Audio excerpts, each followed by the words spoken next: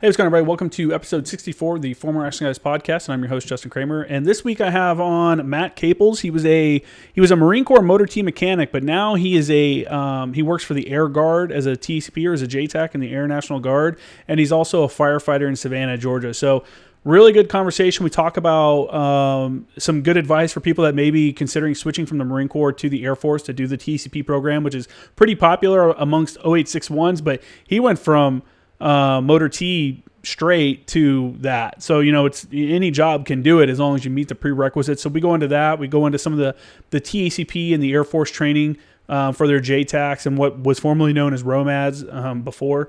And then, and then we just talk about the fire department in Savannah, Georgia a little bit at the end. And Irreverent Warriors is a group that that they help support the Silky hikes and stuff like that around the country. So we get into all that. Really great episode. I've been wanting to have an Air Force JTAC on for a long time just to kind of break down some of the differences between Marine and Air Force JTACs, controlling, training, career path and stuff like that. So really interesting conversation, and I'm glad he made time to come on the show. As always, if you haven't subscribed already, make sure to go to our YouTube channel and subscribe. The Former Action Guys podcast on YouTube. Make sure to subscribe, leave reviews on Apple Podcasts. We're at like 71 5-star reviews straight. Got in the top 50 this week. I think 47th actually in the Apple Podcast documentary category. So I appreciate everyone out there that's leaving comments or that's leaving reviews and that's sharing the show. You're really helping drive up and get more people aware of the show. So I appreciate that. And then, as always, make sure to check out my website, jkramergraphics.com. If you're looking for a unit size order, hit me up, shoot me an email at jkramermedia@gmail.com, and I'll set you up with a custom order for your unit or something like that. If you do it through me, the way we do it, instead of one dude having to go and collect money, I'll just put the items up on my website, and every individual that wants to buy a t-shirt or a hoodie can go on the website and purchase it straight, and one person doesn't have to hold the money and collect it from everybody and then do the order themselves. Make it super simple. Just reach out to me. Other than that, hey man, make sure to follow my Instagram pages, J Kramer Graphics, and my Former Action Guys on Instagram. Cool. Enjoy the show. I just came off of 48 on the fire department, so oh really? We got our asses kicked on shift the last 2 days. Yeah, you guys work, firemen work weird shifts, right? That's pretty standard, right? 2 or 3 days at the firehouse, then like 2 or 3 days off or something like that? So our general schedule is 24 on, 48 off. Okay. And then, but I took a swap from a guy because I had my kids down. Yeah. So while I was working the swap, I was at the station downtown, and man, we had no calls all day. And then after midnight, it was like call after call every hour on the hour. Where are you working out of? Savannah, Georgia. Oh yeah, you said that. I forgot you texted me that before. Savannah, man, how hot is it in Savannah right now? Jesus. I know today the heat index was like 105. I'm pulling it up really quick, see where it's at. That's gross, man. That was I'm from Indiana, and they've had a heat wave and like a ton of humidity up there.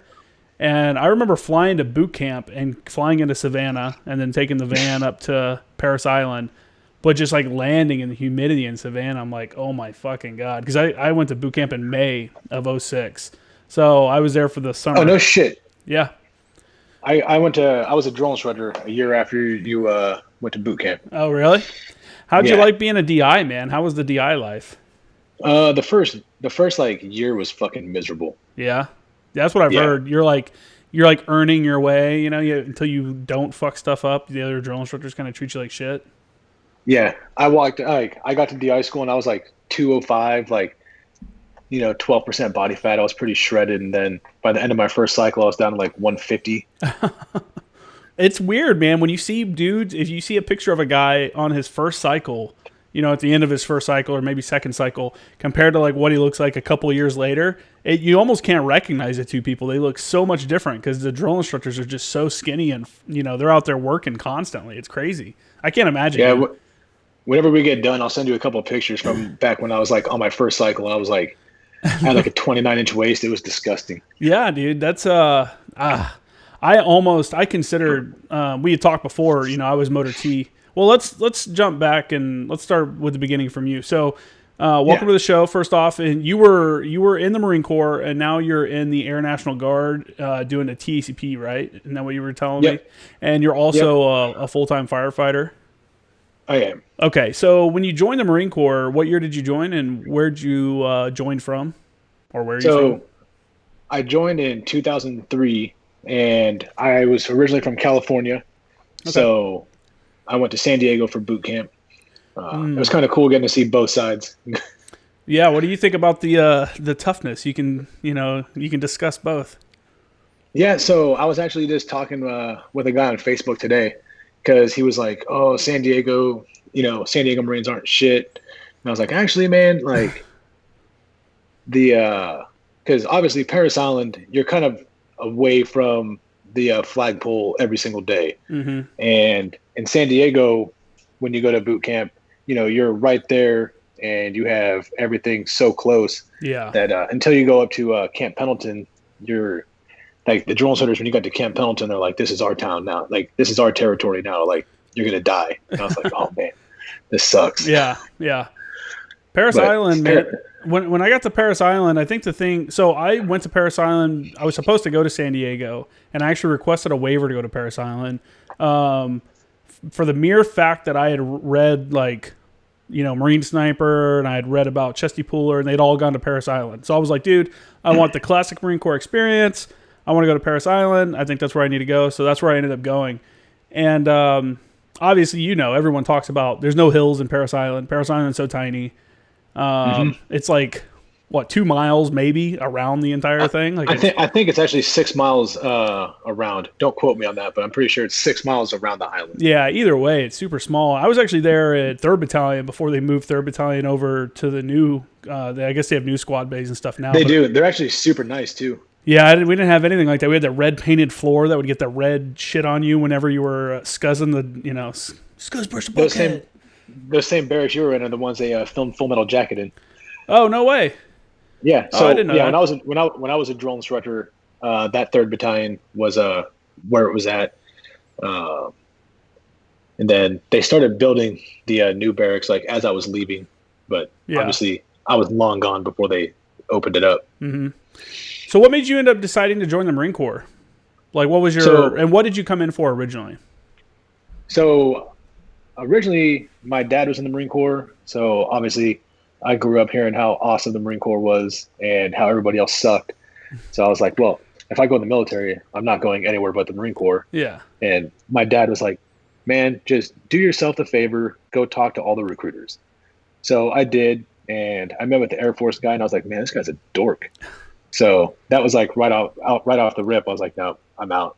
And then I didn't even give the Navy the time of day because I thought their uniforms weren't very cool. No, they're not. And then I met with the Army recruiter, and the Army recruiter walked in, and he had like a pot belly and was just super out of shape.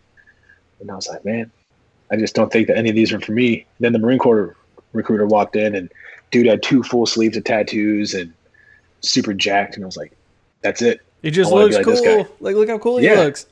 It's the first rule of combat. Always look cool. This dude fucks, man. It's legit. Yeah. And so as soon as I saw the Marine Corps recruiter, I was like, yep, I'm done. I'm just going to join the Marine Corps. And I wanted to go infantry, and I joined when I was 17. My parents were like, we're not signing the contract for you to go infantry. Mm-hmm. You got to do something. So I asked the recruiter, I was like, dude, I want to be somehow involved in combat. So my parents aren't going to sign off on it. So what can I do? Mm-hmm. And he was like, Motor T, you can be right there with the same guys. And I was like, all right, well, I guess that'll work then. And you'll learn a skill. Yeah. I really like that skill. Yeah. Were you a mechanic or were you a operator? I was a mechanic. That's right. Okay. I hated it every single day. Dude, it is the worst, man. But you chose it. I was open contract. I came in. They're like, no, man, the best way to get infantry, because the slots are full, is to go open contract. You'll probably get it. And I'm like, get the fuck out of here. I even said, I was like, if I go open contract, I'm going to become a cook or a fucking mechanic. That's exactly what I said. And go figure. I get through MCT, and they're like, Kramer, 3521, you're going to Camp Johnson. I'm like, God damn it. Like, man. Yeah. Yeah, so I got to, when I got to Camp Pendleton for MCT, they were like, all right, hey, if you want to go infantry, raise your hand. And I was like, this is my chance. So I raised my hand, and the instructor goes, tough shit, motherfucker. And I was like, well, I guess that's that. He's like, just fucking with you. Get in line. Yeah, basically. Oh, man. So so that was the end of that. So I did my first 4 years at Camp Pendleton, deployed twice from there, both to OIF. Who were you with at Camp Pendleton? I was with Maintenance Battalion, and it was terrible. Yeah. But when I was with Maintenance Battalion, I actually never deployed with them, so that was nice. I got fapped out to go deploy, but still didn't get to do anything really super awesome my first 2 deployments. No, I feel you, man. I again, like I said, I came in as a mechanic, and when I got to the fleet, they just started working on that EFSS and the ITV, the little Jeep looking thing, and the 120 millimeter mortar. And my platoon sergeant did not like me very well, so a name came up, or they're like, "Hey, we need a name for this program," and no one knew what it was because it was just EFSS ITV. Like, what the fuck is that? So like, Kramer, go do that, which was like the coolest thing they could have sent me to do. Because I got to go to Alaska, I got to do all this shit and like go out and test this vehicle. However, I didn't get to deploy for like my first 3 years because I ended up doing that testing twice. And one time there was a deployment I could have went on, but they wouldn't let me out of the testing program because I was a mechanic now for a new vehicle. They wouldn't let me out of it to go deploy. And I was super pissed. And then eventually I did get to deploy. I was with 2nd Maintenance Battalion, deployed with Supply Battalion, and we had a bunch of reservists attached to us, and it was just TQ Iraq 2009, just not loving life. It was not cool. it was, I was just very disgruntled being a mechanic, as I'm sure so you was were, I. So, when my first 4 years was up, I was like, that's it. I'm done. I'm getting out. And my master sergeant, who was a prior drill instructor, he's like, dude, there's got to be something that would make you want to stay in the Marine Corps. And I was like, well, if they would let me lap move or go be a drill instructor, I'd probably stay in. And he goes, well, the road show is going to be here next week. Go see the monitors. So, all right. So I go to the monitors and I go see the 3500 monitor. And he said, what do you want to do? I was like, well, I'd like to go be a drill instructor. He said, that's it? Yeah, that's it. He said, what's your PFT? I said, my last one was a 285. He goes, perfect. He's like, fill this out and we'll be here until next Friday. So if you get this package to me by Friday, you'll re-enlist? Said, yeah, I'll re-enlist. I got done re-enlisting and I was like, fuck, I'm stuck again.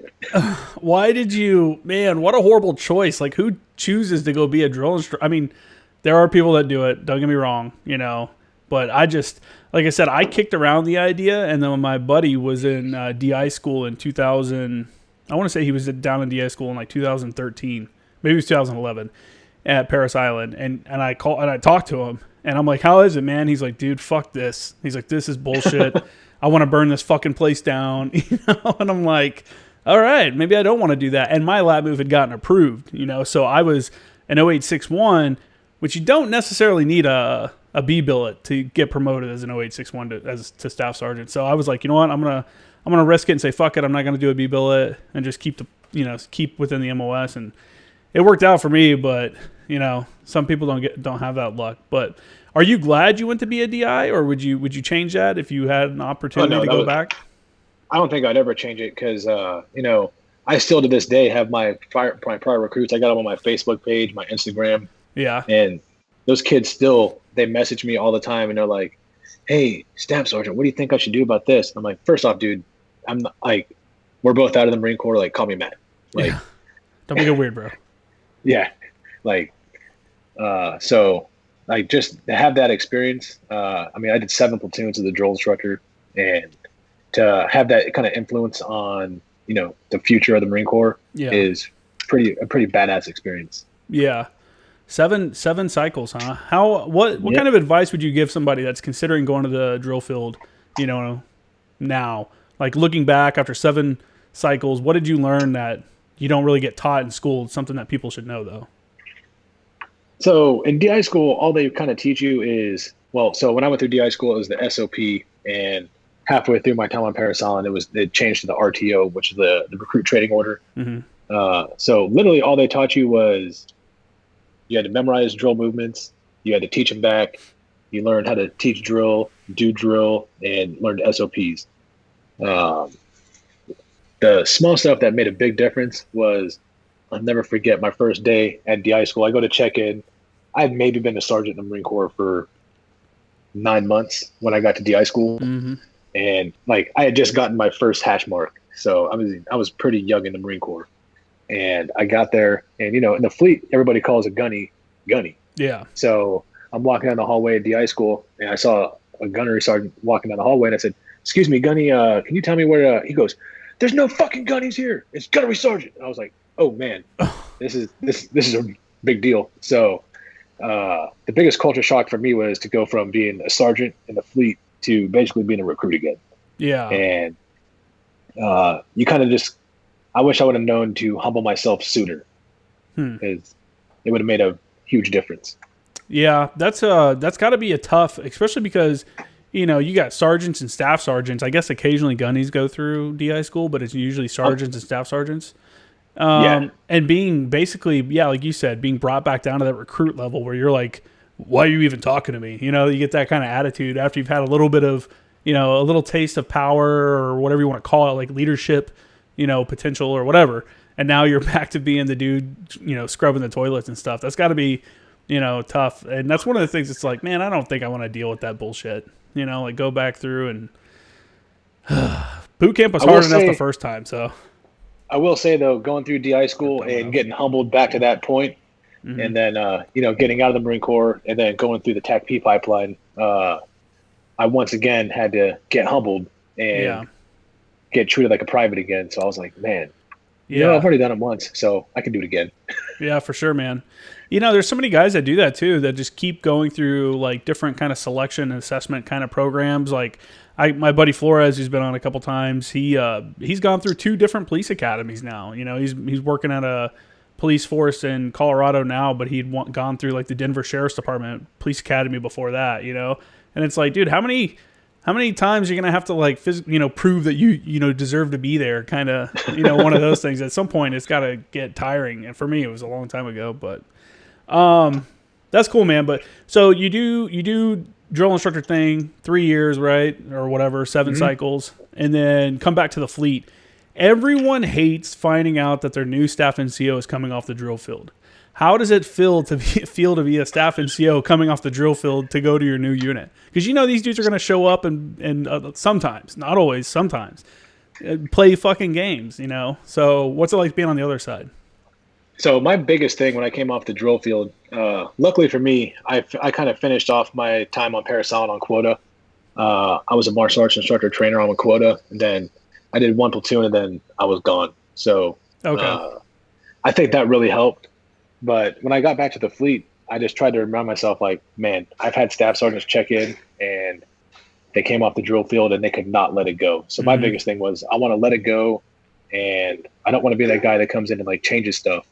So I just kind of let them do what they were doing, and lo and behold, you had some dickhead that had to pop off in the mouth, and then drill instructor snapped right back in, and I light this kid up, and everybody like starts sticking their head in the hall, like out the hall, like, what is going on? And I was like, man, I'm that guy. I'm that guy now. I noticed like the rest of my time in the Marine Corps, like I said, I did 3 more years at Camp Lejeune, and then I went to Okinawa, and like the rest of my time in the Marine Corps, I was that guy. I couldn't let it go. Oh, really? Yeah, as much as I tried, like, so I was really super cool to like all my Marines, but the shitheads, like, they got the drill instructor treatment. Well, so, that's different. That's different though, because it's like you're correcting a deficiency. That's what you're doing. It's the guys. I had a battery gunny when I was at 10th Marines who showed up, and this dude first field day was like, no non-issued linens in the fucking, take everything off the walls. All the locks have to be set to 0. Every wall locker has to have one, even if there's nothing in it. It has to be set to 0. And it was just this ridiculous. And then they came back and they're like, hey, Gunny, we don't have enough linen to issue to everybody. So people are going to have to use their own anyway. And he's like, fuck, okay. But the law, and it was just like, come on, man. Like, you're not dealing with a bunch of recruits. You're dealing with a bunch of like 20-year-old and plus, dudes. These are all adults. Like, treat them as such. But yeah, so when you put it like that, when I go to when I used to go to field days, I was probably the worst staff NCO ever, because I wanted to that was like my time to like get to know my guys. Mm-hmm. So they're outside of the work environment. So I'd go up there for field day. I would walk around the barracks, and once they were all done cleaning, I'd be like, "Who's got a beer? Let's go down to the beer garden. Let's smoke a cigarette. Let's all drink a beer." That's cool. And So I try to at least do stuff like that, and I think the guys really respected it. That's probably why they still hit me up today. Yeah, for sure, man. Because you're making yourself available and approachable. You know what I'm saying? Like you're setting the stride of like, hey, time to work. There's a time to work, you know, and there's a time to play, and like there's a difference, you know. And if we're at work, it's not, hey, buddy, what's up, buddy? You know, it's different. But no, that's same way. I used to try to like. I wouldn't go kick it with my guys like weekly or anything like that, but I would try to do stuff with them every once in a while. Especially if I did, it was only when it was the whole entire group, though. I would never like. I had some issues when I was a sergeant with some of the other sergeants that would like hang out with junior Marines and shit like that. You know, I had like good friends that were junior Marines and just that we worked with in our own shop, and it was like, dude, you can't. What are you doing, man? Like, you just can't do that. So, yeah, man. So Motor T, like you just hated it, as a lot of people did, but you stuck around for, you know, many years. Go ahead. Yeah. So when I left Parris Island, I actually tried to lat move to 0861 because I started to find out about Anglico, and I was like, man, this is kind of cool. So I only did a 1-year extension when I left Parris Island just so I could get orders the hell away from there. Yeah. And then it was time for me to re-enlist. So I went and talked to a MARSOC recruiter because I was like, I just want to do something different. And I was PTing my ass off, getting ready to go to A&S, and they came out with a MAR admin saying no staff NCOs could go to A&S. And I was like, yeah, well, I guess that's out of the question. Yeah, that actually screwed a lot of guys. I knew a lot of guys that were in the recon community too that had planned to go to A&S like after a deployment we were on, and then it was like, dude, I can't now. Like, I've just become too senior. And that kind of always blew my mind. I'm like, how can you be too senior to go into the special operations unit? Because to me, and this is coming from a guy that's never worked in I've never been in the special operations unit. I feel like you would want the most senior guys. You know what I'm saying? Like your most seasoned, experienced dudes to come over there. You know, maybe not have some gunny admin chief that comes and tries to go through A&S, maybe. But I mean, you might have a gunny admin chief that's a super badass. Exactly. You never know. Yeah, it feels weird to just cut someone off just to cut them off because, I don't know, especially because MARSOC never really, I don't think they've ever hit their full like quota of dudes that they have, their TO or whatever it's called, of dudes. So, and then you look at like you look at SFAS for the Green Berets, and they'll take you up until you have like 15 years of the E7. So, I mean, which makes way more sense. This. Oh yeah, for sure. Because those guys operate unilaterally. They're 12-man team. Of course, you want to have the most mature dudes possible. Exactly. Yeah, the seniority and the maturity and stuff. How'd you like going to Okinawa? So you obviously didn't get your lat move. I did not get my lat move. So I came back from Afghanistan and somehow had orders waiting for me to go to Okinawa. Who'd you go to Afghanistan with? I was on a MIT team. Oh, okay. So we did an advisor team for the ANA. Where at? And so we were the furthest north in Helmand. We were in Nowzad. Okay. Which literally 10 months after we left there, the Taliban completely took over and killed all of our ANAs. So. Yeah, I was an Afghan advisor in Sangin, so I know how you feel. Okay. We were the last dudes in Sangin, the last Afghan advisors, and that place got destroyed after overran. Yeah. What'd you think about being a foreign military advisor?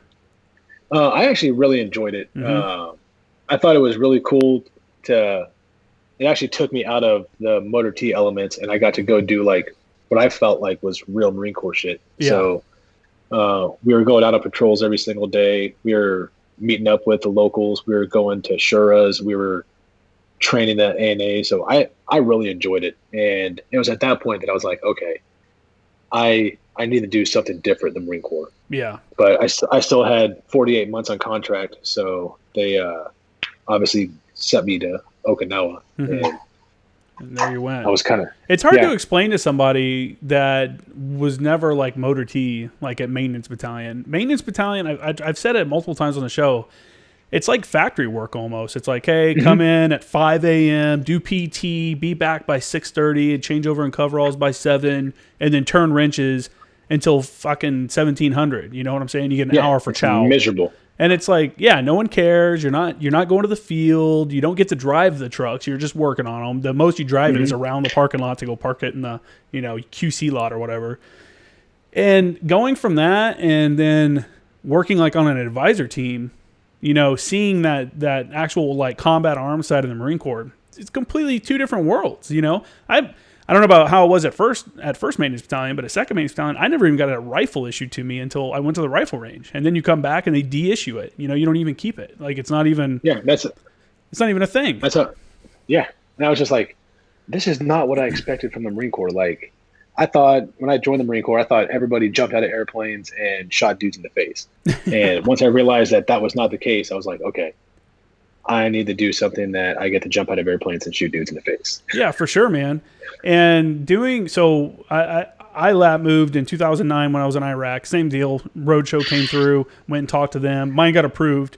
And then I came back, went to 10th Marines, did a deployment with 3-6 as a fire chief, came back, and then went out with an Afghan advisor team to Sengen. And I'll tell you, that was the shittiest living conditions I had. Like, we were living in dirty HESCO, dirt-filled HESCO bunkers.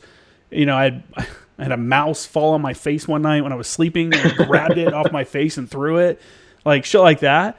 And we were starving, and you know, we every single meal.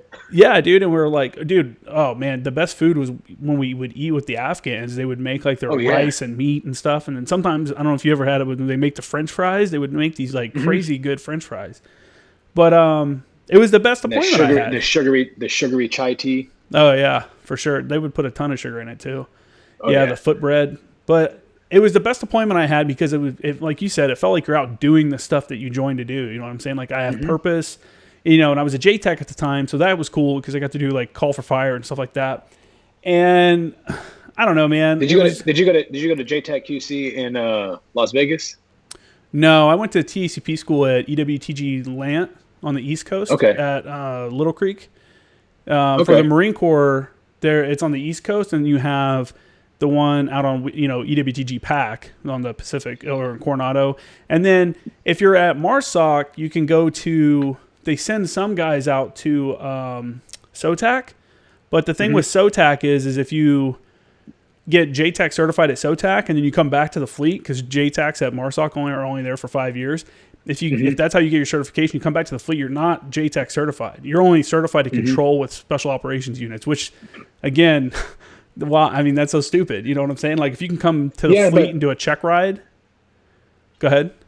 No, as I say, but the SOTAC certification is a lot shorter of a school than like the JTAC QC that we went to in Las Vegas. I mean, we were there for 2 months. Yeah. Doing nothing but JTAC stuff. We were doing evals nonstop. That's cool. Yeah, so, the program. I mean, I went through TSP school in 2011. I think in June of 2011 is when I graduated. You don't really get a lot of controls, like live controls. You do some sims, and then you do some live controls, and then you're a JTAC. You're supposed to go out to your unit and then continue getting controls so that you can get not certified, but get get an eval. Yeah, get your evals done and get God, the word is escaping me. Whatever. Anyway, I became a JTAC at the point where they were pumping dudes out so fast it was hard. I think I got less than 10 controls before I went to Afghanistan. It was like, hey, you're a JTAC, good luck, hey. And I never saw a live bomb drop until I got to Afghanistan because I didn't do EMV, you know, because I was with an advisor team. So I'm not sure how they did it when you went through the advisor training, but they called it advisor gold training or something like that. Yeah, the foreign advisor gold out there at 29 Palms. Yeah, and there's no CAS or anything like that. It's all advisor centric. So yeah, I didn't really get any controls on my workup. So I went to Afghanistan with not actually ever seen a live bomb drop yet that I was controlling. Man, that's so crazy to me because, like, you know, being a TACP and JTAC in the Air Force, like the training is just so intense. I mean, that is like your sole purpose in life. So once we graduate from the JTAC QC, after going through the TACP school, going to airborne school, SEER, you come back, you go to your unit and you do pre-IQT. So you have like the pre-initial qualification training and they take you on CAS trips, you get controls, you get sims. And then you go to JTAC QC, you're there for almost 2 months and it's in Vegas. It's a really rough time to be in Vegas for that long, you know? Yeah, I bet. So sad getting per diem to be in Vegas. And then even once you graduate JTAC QC and you're, you know, a certified JTAC, then you go back to your unit and then you do mission qualification training. And they run you through. I mean, every unit's different. That's kind of like unit dependent, but you do full mission profiles, like acting like you're working with ground force commanders, and you like work yourself through, and then just eval after eval, and then even still, like once our guys are through MQT and their CT JTACs, I mean, every control is basically an eval because everybody's watching you every time you get on the mic. So for sure, yeah. The word I was thinking about earlier was designated. You get back to your unit and you're supposed to do all these a list of controls live. Some can be sim, fixed wing, rotor wing. You know all the different requirements, and then you get designated once you finish all that. That is, once I got back, like once I was at Anglico and stuff like that, that's what you're talking about is what we did. You know, all of our new guys would come out.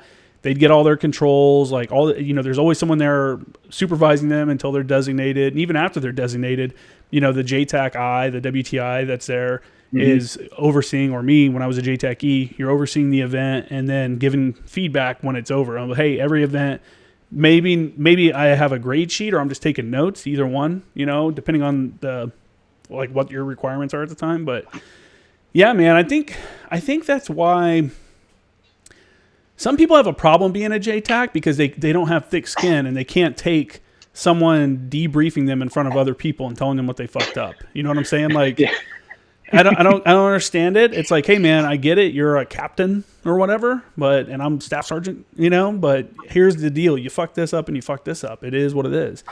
And it's just, it blows my mind sometimes. I've had grown men start crying during an eval. I'm like, what is wrong with you, dude? Like, are you fucking kidding me right now? I feel like every time I get on the mic and get a control in, I'll be like, man, I rocked that scenario. And then I go to my debrief and they're like, you fucked this up, you fucked this up, you fucked this up. You almost didn't call danger close on this. You did this on a type 3 control. And I'm like, yeah. Oh my God, like I suck. I'm the worst JTAC ever. No, and that's the thing though, is you're supposed to point out all those little things and on both ends. And I always told my guys too, like when I was the E, I was like, hey man, I'm going to do a control. Like tell me how, like when we get done, all right, debrief me. You know, how did I do?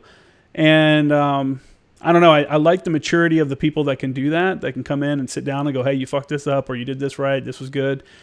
But some guys just can't take that beat down sometimes that you get, especially as a new guy. You know, when you're a new JTAC, you get done with, you know, for us TACP school and get to your unit and you start doing these controls, you know, you hate to fuck up anything because you know your designation could be riding on that, you know? And it's, I had my buddy Josh Gage was on, he was a MARSOC, he was a JTAC over at MARSOC. He's over at 10th Marines now.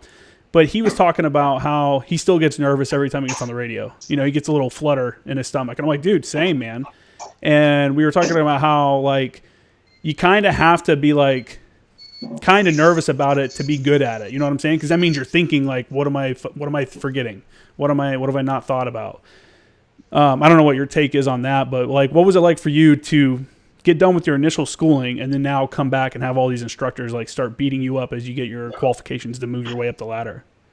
I mean, I've only been on a JTAC QC for a year, and it's just every time I control, I'm still writing everything down. I'm like, follow my 12 steps of CAS, like, don't fuck this up. Like, routing and safety of flight, make sure you got everything. And I still follow, like, I write myself like a little checklist in my little green book.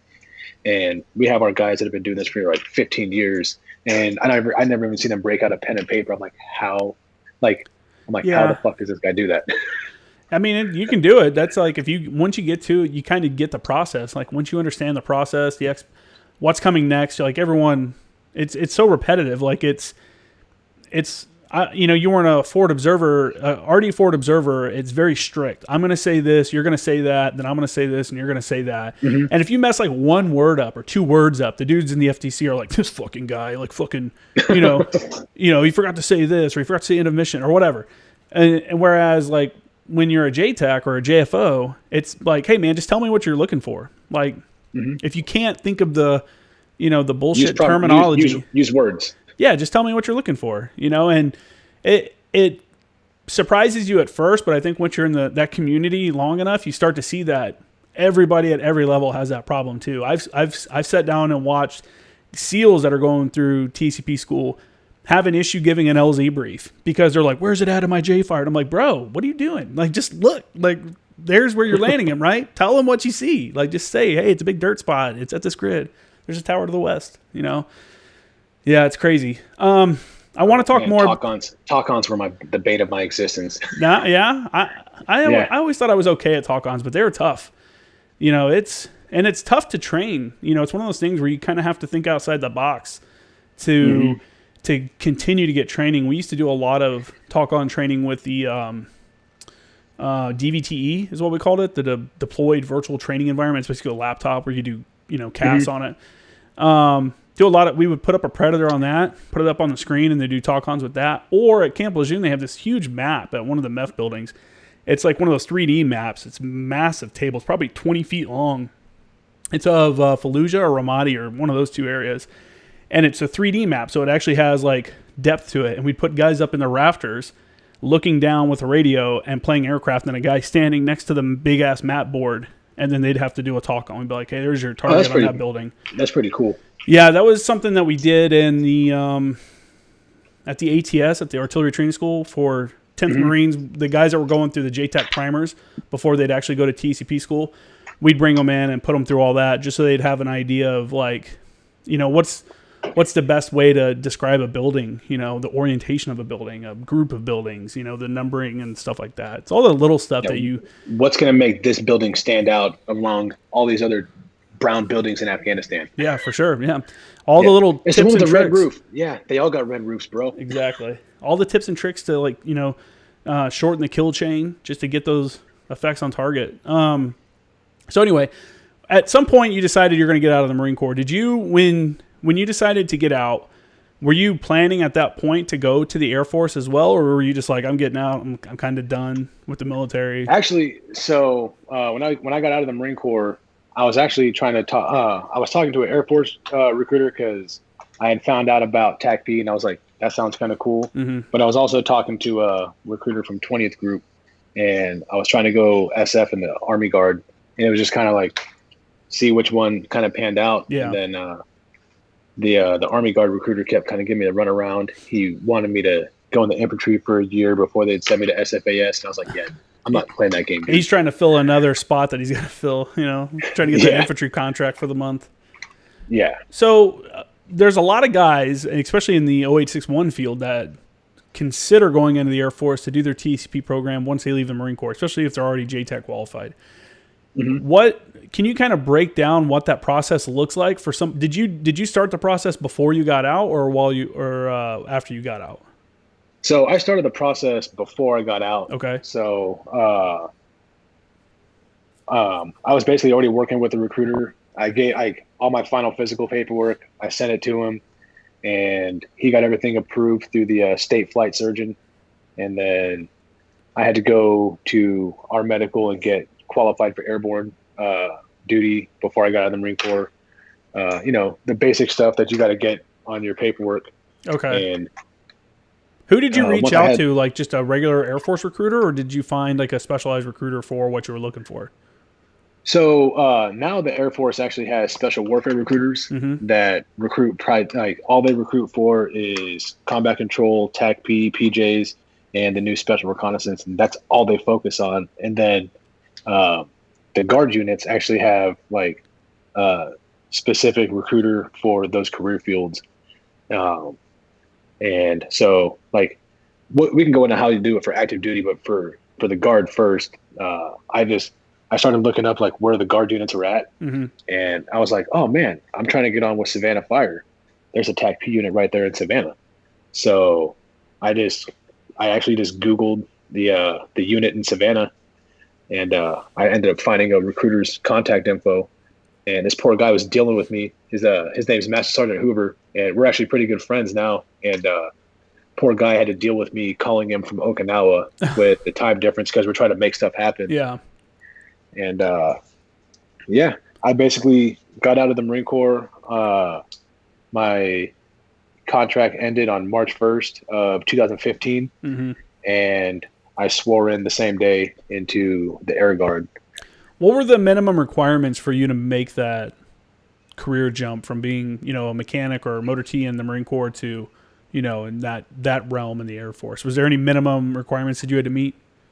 Yeah, so they have the pass test, which it's I can't remember what the PASS test stands for now, but it's basically like a PT test to see if you meet like the bare minimum standards.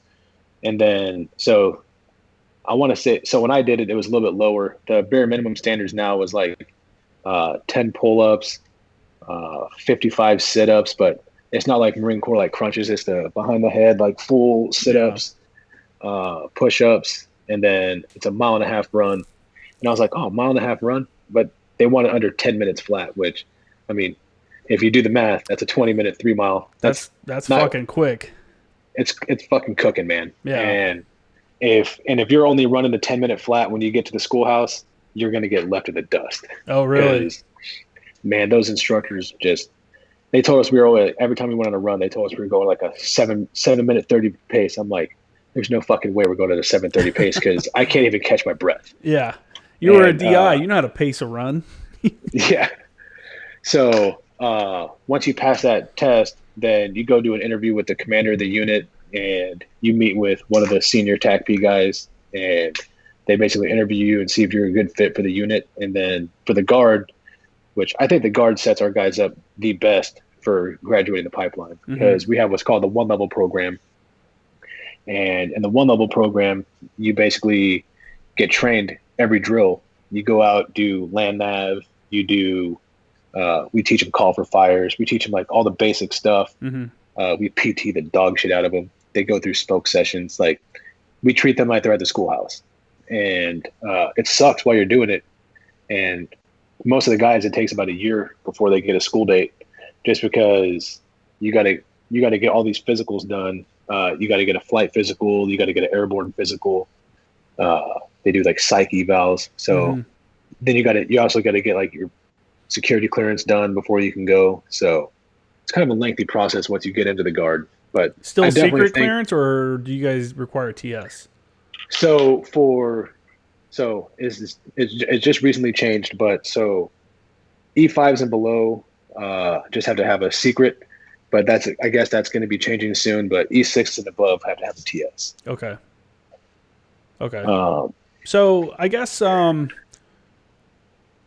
if someone's planning on, or they're considering the jump over to the Air Force or the National Guard or the Air Guard to do TACP, what's the expectation like when you get there? Like, you showed up, you do your test, you do your physical test, you meet with the cadre or the CO and the senior guy, and they kind of do kind of like a book board kind of deal, I guess is that's basically what it is. They just do an oral interview. Yeah. Just kind of talk to you and see if you're going to be a good fit, and see if you have the right mindset to be the sole JTAC operating. I mean, you could be operating with an infantry unit, or you could be operating with a special operations unit. You just never know really who you're going to work with. Yeah, which is the cool part about being a JTAC.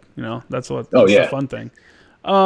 So as a prior service guy, though, obviously most of those guys are probably going to the Air Force boot camp and then going off to their MOS schools and stuff like that. How does that work for you, since you've already done boot camp and you're not required to do it again? So I drove my car from Savannah to Lackland Air Force Base, which they have like the little annex. It's called Medina. And that's where all the special warfare guys are at. Like the PJs NDOC is there. The combat controllers NDOC is there. And that's kind of like the hub. So they send everybody out to like their schools. They come back, and that's just kind of like where their hub's at.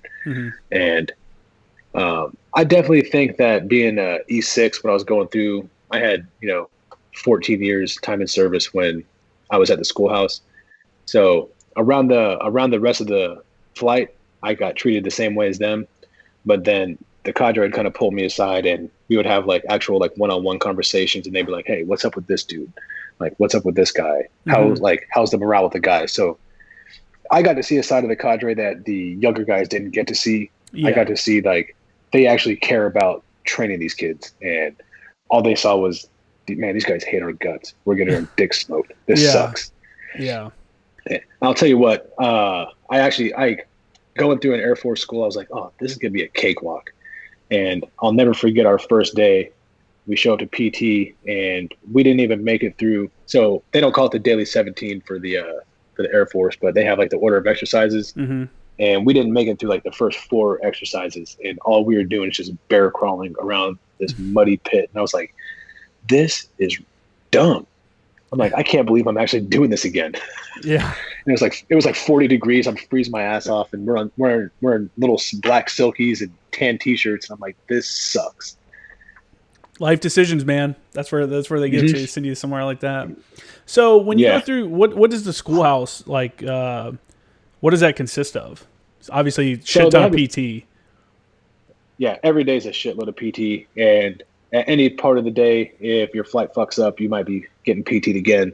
But and you go through PT. Real quick before you keep going, just to make clear, these guys that you're working with, are they all like entry level dudes? Are they the guys that go on to become like romads first? Yeah. So, well, it's kind of like it's a mixture. So the brand new guys after they go through BMT, they go through what's called Special Warfare Prep. Mm-hmm. And it's like an 8-week prep. I know SEALs have like a prep, and then like the Special Forces for SFAS, they have a prep course also. It's basically going to make sure that all these entry level dudes are physically ready to make it through the pipelines. Yeah.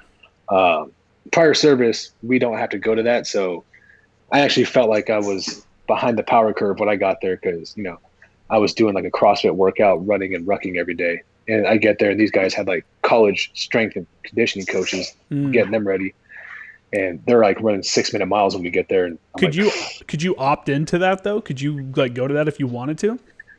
I think they're actually letting people opt into it now, but when I was going through, it was only for non-prior service. Oh, okay, gotcha. So all the guys that were like lat moves, that were coming from other career fields that were trying to go to one of the special warfare careers, they did not have that option.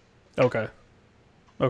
So now it's a big group of you guys then. So you got new guys, you got a mixture of lat movers from the Air Force, and then a couple prior service dudes, and you're all just getting hazed together now.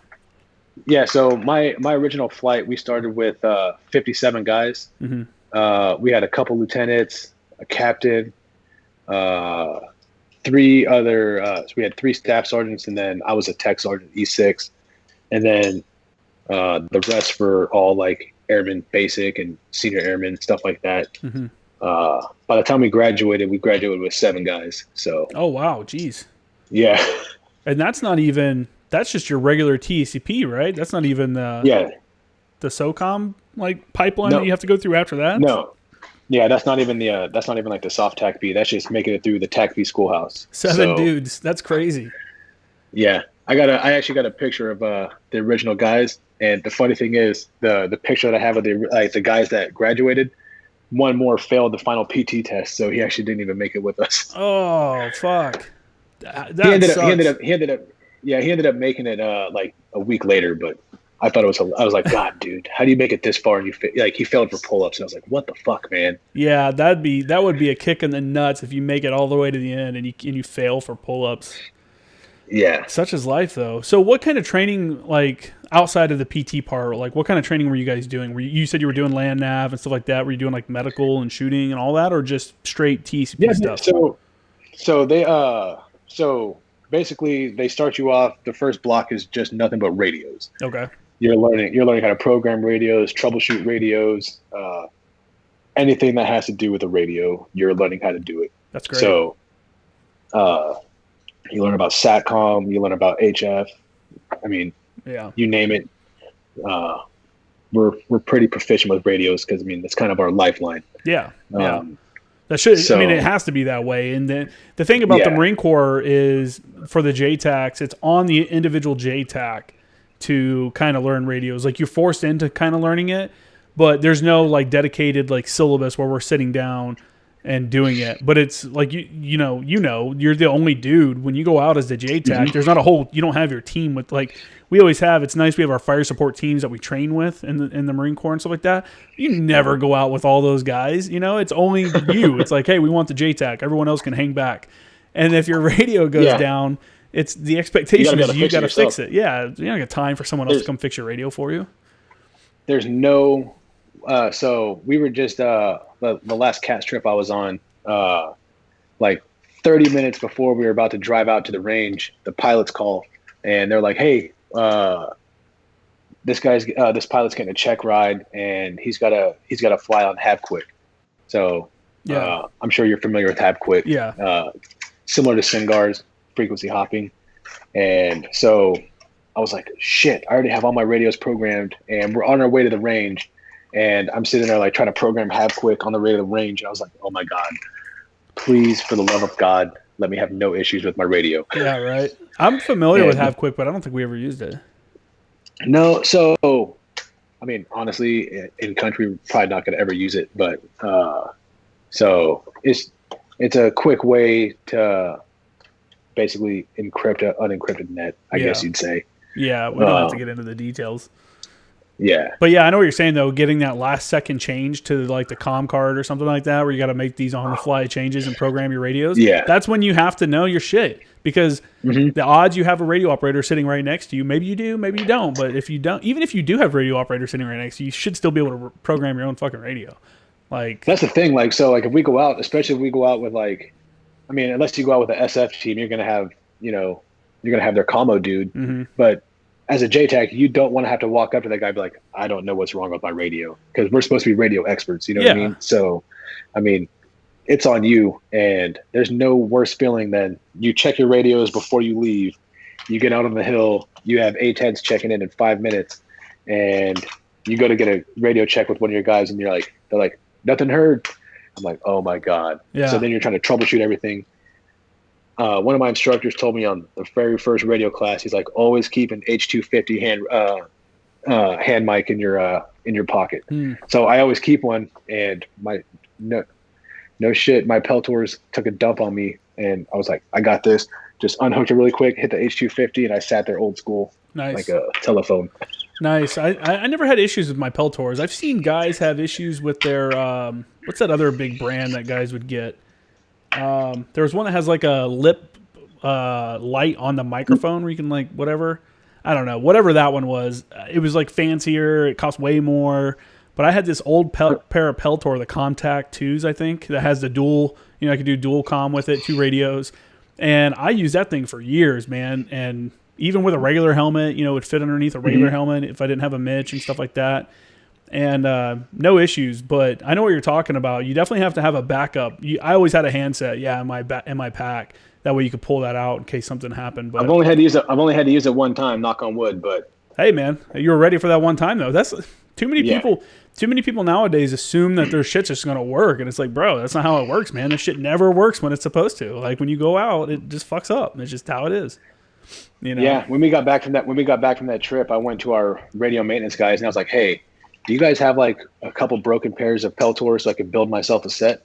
And that's what I did. I just took a bunch of broken pairs and built myself another like over the head headset. So that was like, now it stays in my ruck and it stays in the same place. That way, if my Peltors ever take a crap again, I just rip them off, throw that headset on, and I'm good.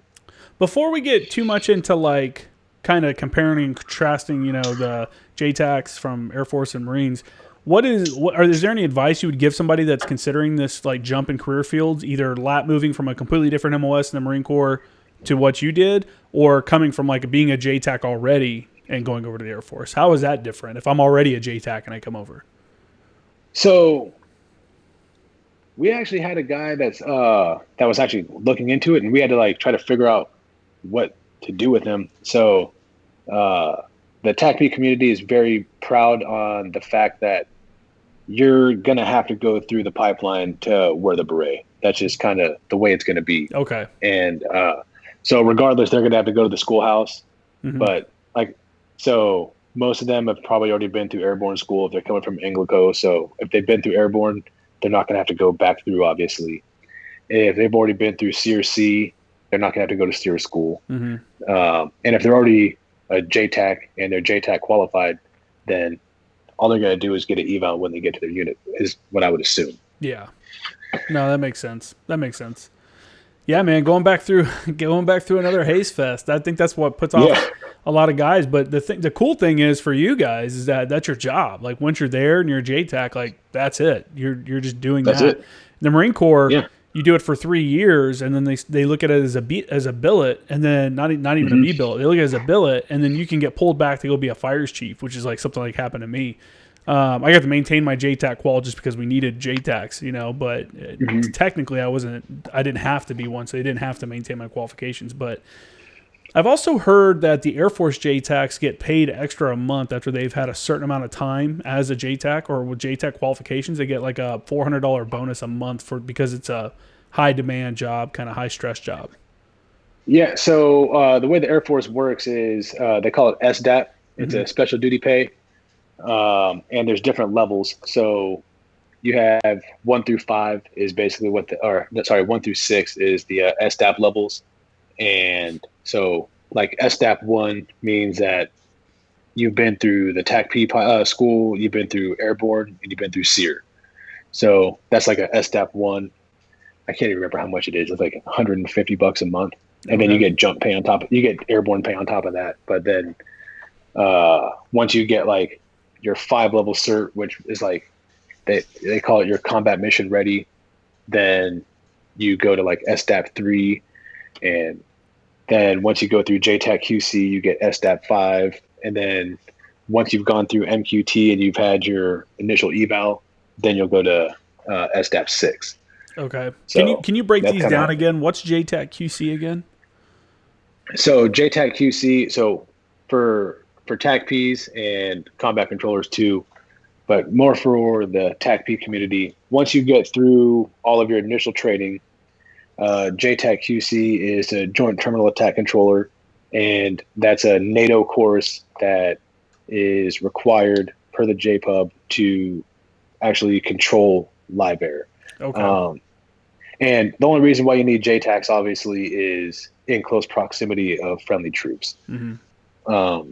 So otherwise, they're just doing air interdiction, and they're just going to drop bombs wherever they want anyways. Yeah.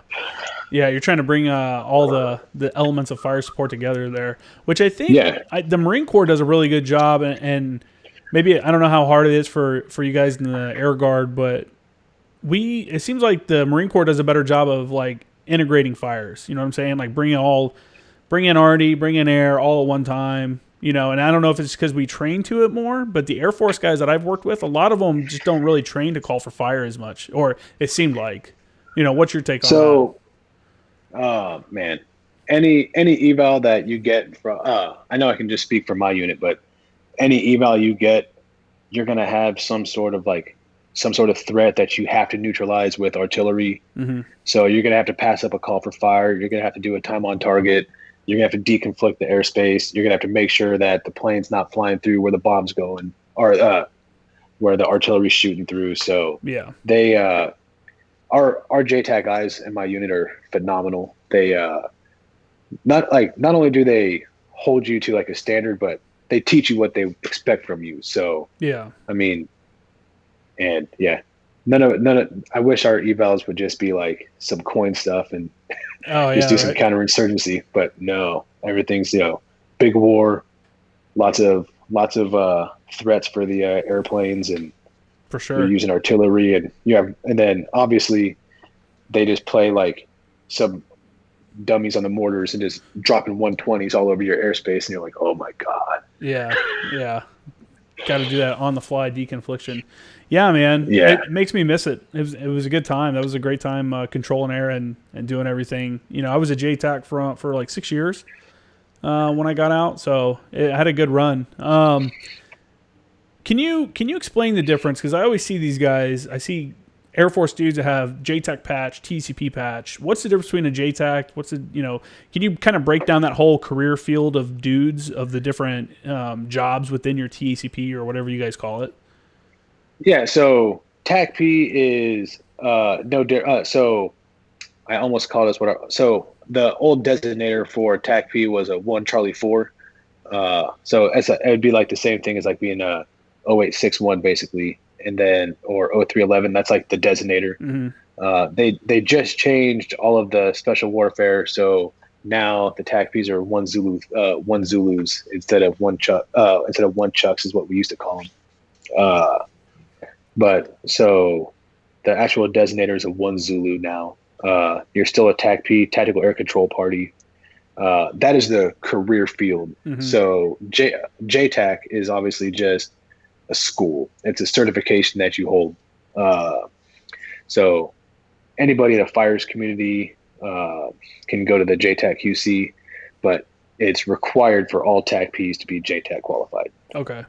So like combat controllers in the Air Force, their main mission is to land and secure runways, act as air traffic controllers, and then some of them get to go through JTAC QC, but all of us have to be a JTAC. Yeah. Like if you can't be a JTAC, you're not going to be a TACP. I think that's a big misconception that guys have too, is that all CCTs are JTACs. I'm like, that's not. I've met a lot that are JTACs, but usually the higher tiered guys. But that's definitely not the case. So how often do you work with those guys? So for my guard unit, very, very rarely. We'll see them like if we go out to like some of the ranges. I'm not going to name the ranges, obviously, but if we go out to some of the bombing ranges, we might see them out there. But to be honest with you, I run into more Anglico and SOTACs from like SF teams than I do. And honestly, I've ran into more like SEAL dudes that are JTAC qualified than I have running into CCTs. Really? Yeah. So, yeah, you're probably down. You're doing the ranges down in Florida and stuff, right? In my mind, I was thinking Gila Bend. Like going out there. That's like my favorite. One of my favorite places to go. Not my favorite, but one of my favorite places to go was going out there. Well, I mean, so the only good thing about Gila Bend is you have the space age. Yeah. I stayed in that hotel one time. Yeah, I got my coffee mug in the. I got one over here. You gotta get a coffee mug from there.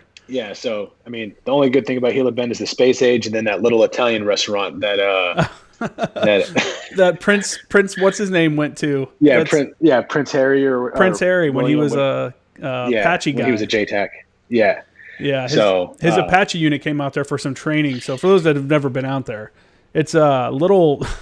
What is that town like? Probably a couple hundred people, maybe. It's just. I mean, the biggest store there is a Dollar General. So. Yeah, it's super tiny. Yeah. And there's a hotel with a UFO on top of it, with like a huge UFO on top of it. But yeah, that I guess Prince Harry and those dudes came out there one time and ate at that restaurant. So now that there's like a whole wall, there's like a love me wall of him dedicated to him. Yeah, with like news articles and shit hanging up. So if he ever hears this podcast, he'll probably hear about it. But yeah, we like to go. There was a Mexican grocery store out there. And we would get tacos and grill tacos on that bomb grill over there by the hotel. That was probably the coolest part. Getting done doing controls, coming back, grab some beer, grab some taco meat, and then like clean up and burn some tacos on the bomb out there and just kind of bullshit. That's the good times that you miss when you get out. I mean, you're still in, so you don't know yet. I mean, yeah. Gila Bend itself kind of is a shithole, but as far as a training ground goes, it's really good because you have nothing else to focus on but just cast, and you can do so much stuff out there too.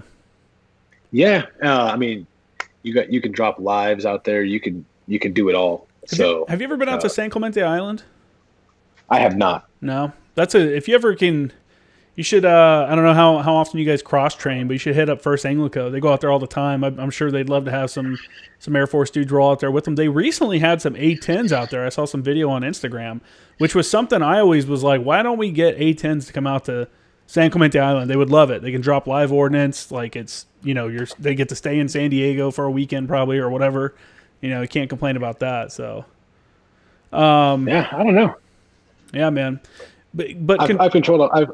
I think controlling A-10s is probably the most fun. Just something about that gal weight. It's weird. It is cool. It's weird for Marine JTACs that have never controlled them. And when we would go out to Gila Bend, we would tell them like, "Hey, man, they're going to be different than what you're used to. You're not going to get readbacks from all the aircraft. It's only going to come from lead, and they're going to try to like basically make you give up control to the aircraft because they were."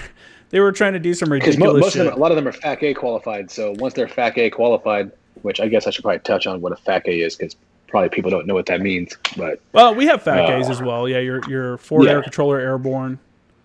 So a flying JTAC basically. Yeah. Yeah, so they should have those for the Harrier pilots should have some FAC-As in the Marine Corps. So yeah, you have them a lot of times in skids and stuff. Harrier guys can do it. F-18s, all of them, all the CAS platforms can do it. Not all of them will though. But the thing is, for us, is the A-10s, man. They don't want to be told what to do at all. Like they're kind of tough to work with as a Marine JTAC because compared to Air Force JTACs, from what I've seen, Marine JTACs are way more like controlling. Like, hey, I want you in this piece of the sky and stay there because of, they don't tell you why, but there's a reason. There's supposed to be a reason. Now, my thing as a JTAC E, as an evaluator, when I was doing it, is I always tried to tell guys, like, hey, man, this 10 to 30 degrees off the laser basket line or the laser target line that you're learning in school does not apply to every control. Guys are always try to give a 30-degree final attack heading for whatever reason. I'm like, dude, get that out of your fucking mind. Give them as big as an area that you can safely give them so that they can maneuver, especially when you got like a division of A-10s. They want some room to get in and get on the target and stuff like that. Yeah, and I mean, so I was talking to an A-10 driver after a cast trip, and we went to their squadron, and we're just kind of hanging out with them. We did a debrief, and one of our guys kept giving him like, yeah, you can come in at a 150 plus or minus 15. And he's like, dude, I mean, when you tell me plus or minus 15, I'm popping up over the trees and I'm just sitting here on my stick trying to look down while I'm flying. Yeah. And I got my finger on the trigger. He's like, if there's not a reason for it, like if you're not doing a ground-based lays, then just give us east to west. Yeah. So that was a big, it was really helpful, like hearing that from a pilot. I was like, man, I'm just going to give these guys north to south or east to west, whatever is the safest approach. Yeah, the problem is guys get it beat in their head, that laser safety basket, right? That laser basket, like, hey, you have to have this, and they beat it in their head so much that they apply the same geometries to every control. And it's like, bro, you don't want them coming over your right shoulder or left shoulder every time. You want them coming across, man. You want to see them coming across. That way you can watch the entire attack and watch them fly off. Like, coming over the shoulder is good for certain things, but not everything.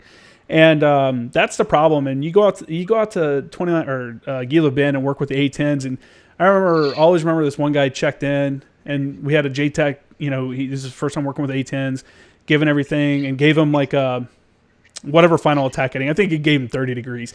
And the pilot was like, hey, let me get east to west, west to east, plus or minus 45 degrees. And I'm like, in my own mind, I'm like, that's the entire circle. Like, what the fuck? And the JTAC caught it too. And he's like, negative, here's your final attack headings. I'm like, good catch, man. Like, because it's super sketchy. Like, if you just let guys just do whatever they want, then that's how you get your blue on blue kind of incidents. And let's be honest, A-10s aren't, they've hit quite a few friendlies in their time in. And Marines have kind of a bad taste, the old school Marines, like Nazaria, when they had A-10s come in and hit the AAVs and stuff like that. I actually had a battalion commander when I was on the MEU. He was a platoon commander with that unit, and we were doing controls in Saudi Arabia. And he's like, your aircraft attacks are too close to my guys. I'm like, what are you talking about? They're like 700 yards away. Like, they're not even within the whatever. But he had that gun shy, like he'd been, rightfully so. Dude was in Nazaria and watched, his own vehicles get blown up by A-10s. You're like, sir, with these guns, I can bring them in like 650 more yards. Yeah, or 650 more meters. We got it, dude. Yeah, it's tough, man. The different platforms. So is A-10s your favorite platform to work with? Yeah. So A-10s they're fun because they get a lot of like over the rails. They can actually like get eyes on the battlefield. But all the other platforms, they're flying at different altitudes that the A-10s are. F-35s are phenomenal. Yeah. There's a lot of hate out there right now for the F-35 just because of the program overruns and the, fucking super expensive software updates. And, I did some casts with them when they were still in the test program. I went out to whatever that Air Force base is in the middle of the desert. It's like some test place. But that's where they were testing the F-35s, and I got to do some controls with the Air Force guy that was out there and I think it was a Dutch pilot. There was only 4 pilots and 4 aircraft.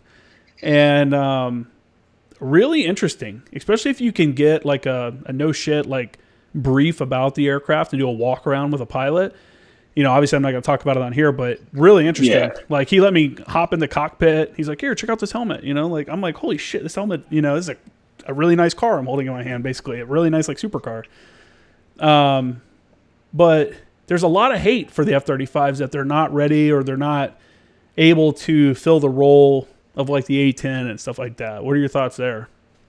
I don't ever want to see the A-10 go away. I mean, that's a airplane that was specifically built to fly close air support. Like, I mean, there's been numerous A-10s that have just been eaten up by ground weapons, and they just keep flying. So I don't ever want to see the A-10s go away, but the one thing that I do really like about the F-35, and I won't talk too much on it, but just like doing target correlation with those guys, the systems that they have, they're just so fast. Yeah. And I actually felt like my target correlation was slowing them down.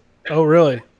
Well, we're entering a new age of like digital target location. That's like, I was one of the first guys that got to use the tablets. We called it PFIV at the time, and then it became something else, and then ATAC. And I remember using those tablets and thinking like, Jesus, this is crazy. And this was before we could talk to other aircraft with them and stuff like that. And I can't imagine like what they have now or what's going to happen in the next 5 to 10 years. My only concern is that guys become too reliant on that stuff.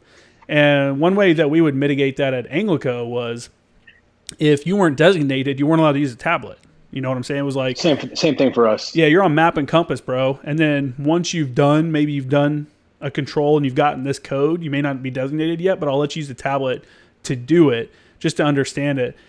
And you get too many guys that want to rely on that technology, like we talked about a little while ago. It's just, and it fails you. You know what I'm saying? The batteries die or this happens. And one thing I always go back to is I used to have the little rangefinder. I can't remember what it was called. It's a little block though, real small one. Oh, the plurf. Plurf. And I was in Afghanistan. Yeah.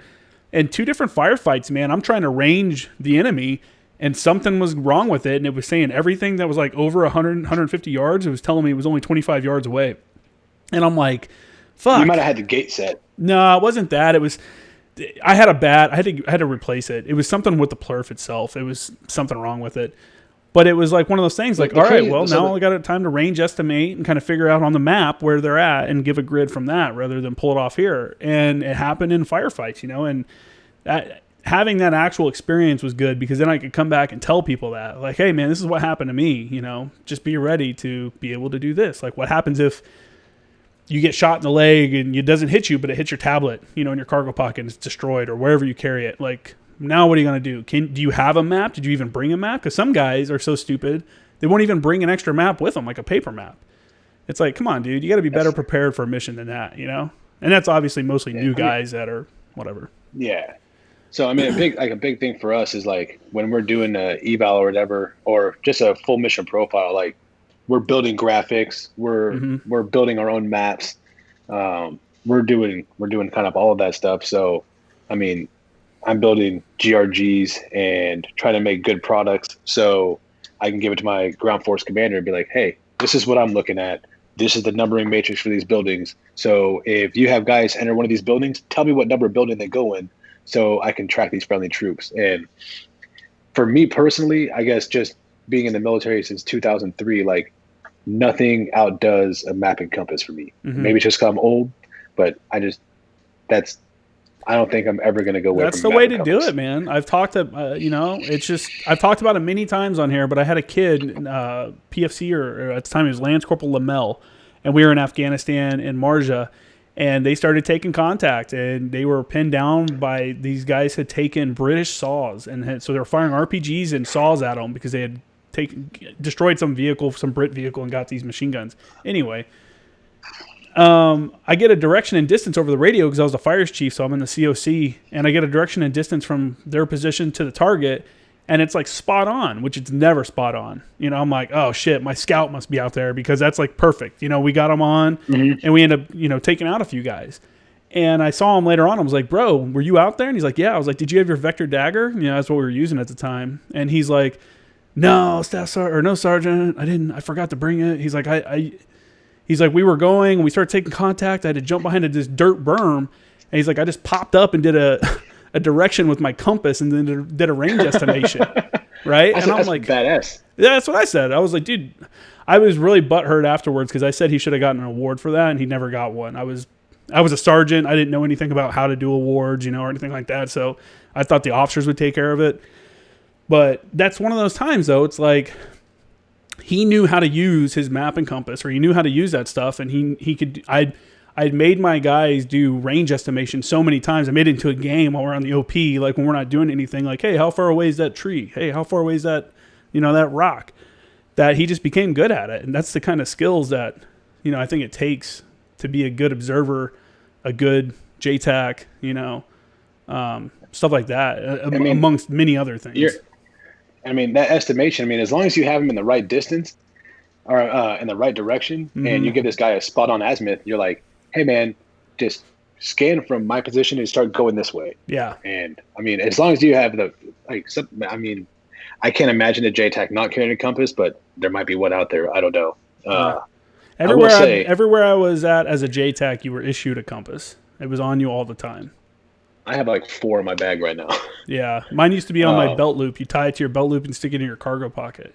That way it was on your body. Yeah. So, I keep one in my plate carrier, and then I got a backup one on my battle belt, that I keep one on my ruck, and then I got one on my day pack. So no matter what I'm carrying, I always got a compass with me. And then I will say, though, the ATAC, the one thing that it is amazing for is the imagery that you can pull up on it. Oh, yeah, for sure. I might still do all my stuff map and compass, but then I'm going to plug in that grid, and I'm just going to zoom in and be like, all right, dude, you're going to see this. Because, what if you can zoom in and, like, you're looking at, like, an aerial view and, like, what they're looking at? Money. Yeah. So much easier for a talk on than, like, looking at a map and be like, there's going to be a road, man. Especially if you have maps that have the GRG saved in it and your pilot does, too. Yeah. Because then you can just hit, whatever the compound number is, and it pops up the 10-digit grid for you. It's like, fuck yeah. Mm-hmm. Yeah, that was such a time saver when we got it. But we saw guys becoming lazy. I remember one kid, he wasn't designated yet. And I was with Anglico, but he was with an infantry battalion. But I was still one of the senior JTACs, and I was only E there. So we were doing his evals, trying to get him designated. And I brief his mission, and I see him with his tablet starting to put everything in. And I'm like, yeah, right. I'm like, I'll let you finish putting everything in, but you're not using it. And he gets to the end of our evaluators. He gets in, puts everything in, and then I'm like, oh, bummer, dude, your tablet just died. Your battery died. Like, what do you do now? And then he had to borrow a map from someone else. And I'm like, all right, you have like a minute to start doing your shit. And you're going to start have aircraft checking in. And I look over at this kid's map as he's running missions because his final attack headings make no sense. I'm like, what the fuck? And this dude doesn't even have his HAs and BPs, his holding areas and battle positions, like marked on his map. He's just holding dudes randomly while he has like simulated. This is all sim. This is on ship. And he had simulated mortar shooting, and he was just. It was so bad. I went to his company commander and his first sergeant was like, look, this dude is not allowed to control live air at all. He never got designated.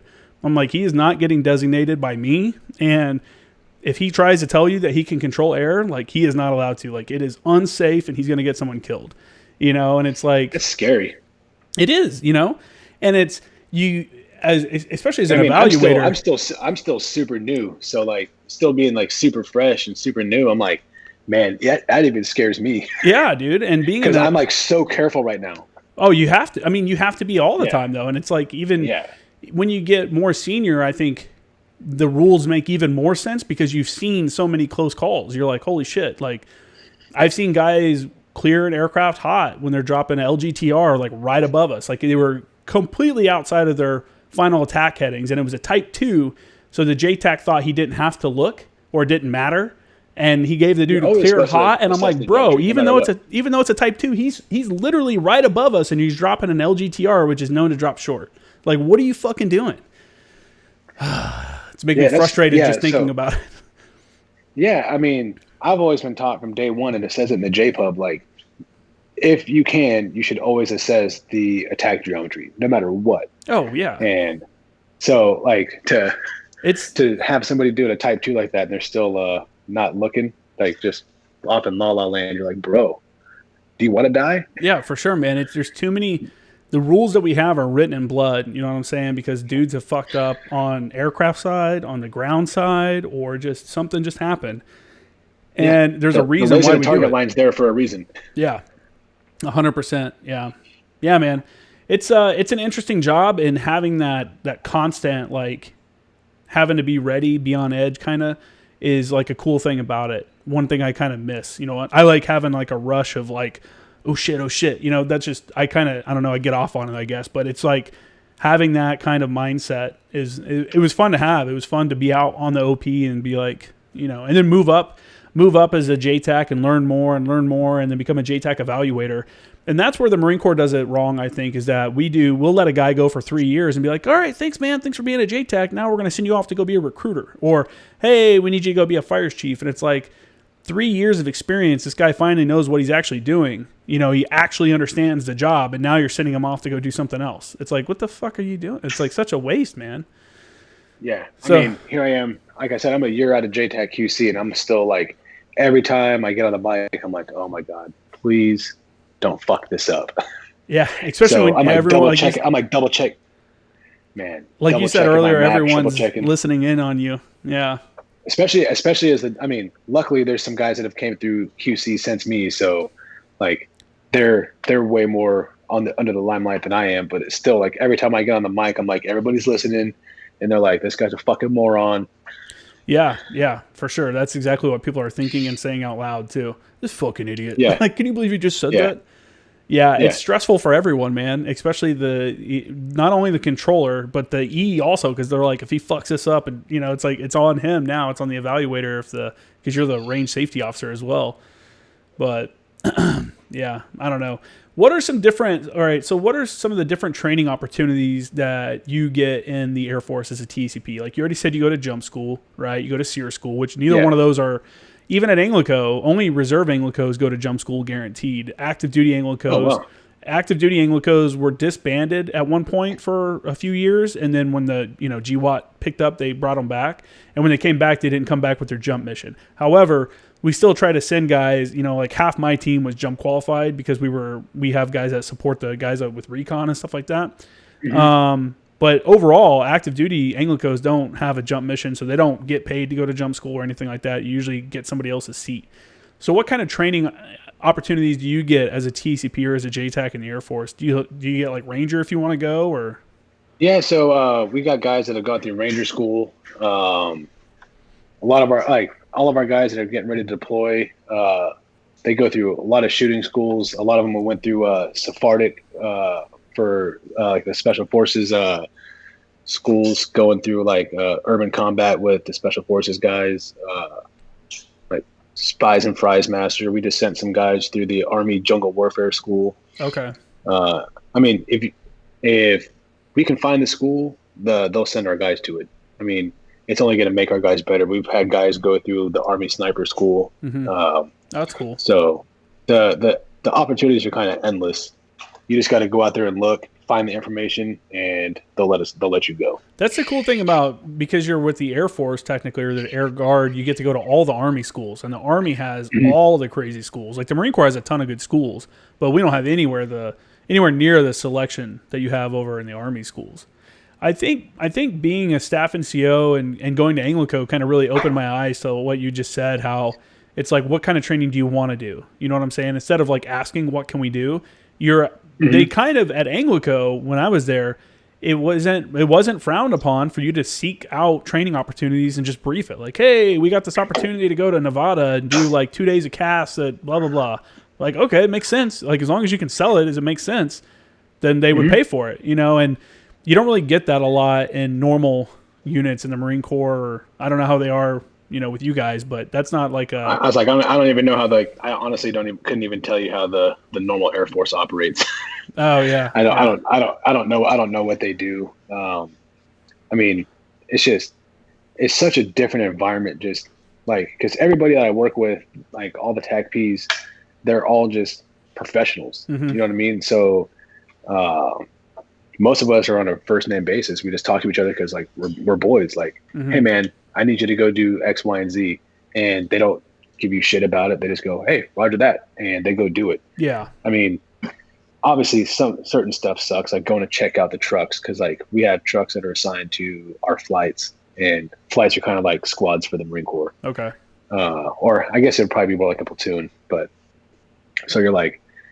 Yeah, they're assigned to our flight, so we gotta check them out every drill, and nobody wants to go do that shit. But but everybody goes out there. Like our senior master sergeant, like E8, goes out there and does it with us. So when he's out there, Major's out there, captains are out there. Like, it's hard to complain when everybody's doing it. Yeah, everything's a team. Yeah. And like when we go out to the field and we're going on a cast trip, like, I mean, our lieutenant colonel, who's been a fucking JTAC as long as I've been alive, he still programs his own radios. He still does everything for himself. So I'm like, how can you really complain when this guy's doing the exact same thing you are? I mean, exactly. Yeah. Yeah. Yeah. There's nothing worse than a leader that doesn't lead from the front. You know what I'm saying? Or doesn't do. It's like, if you're asking me to do this, dude, you got to at least show me that you've done it, you know, or that you're willing to do it. Yeah. Like, I had a captain who would assign us all kinds of interesting, like, training events, but then somehow always had a meeting to go to or had something else. And he was a team leader. You know what I'm saying? I was a team chief. And people would be like, Staff Sergeant, why doesn't, you know, where's so-and-so at? Why is he not here? And I'm like, dude, it got to the point, I'm like, dude, everyone knows I'm just making excuses. Like, I don't know where he's at. He left the range. We're sleeping on the range. He went home for the night. Like, what do you want me to tell you? You know? And that's fucking gross. You know what I'm saying? And guys see it, and it's, I don't know. You lose respect immediately when you do some shit like that, but it is what it is. Yes. And the TACP community as a whole, it's kind of interesting. So all of our up until 2010, the TACP community had no officers of its own.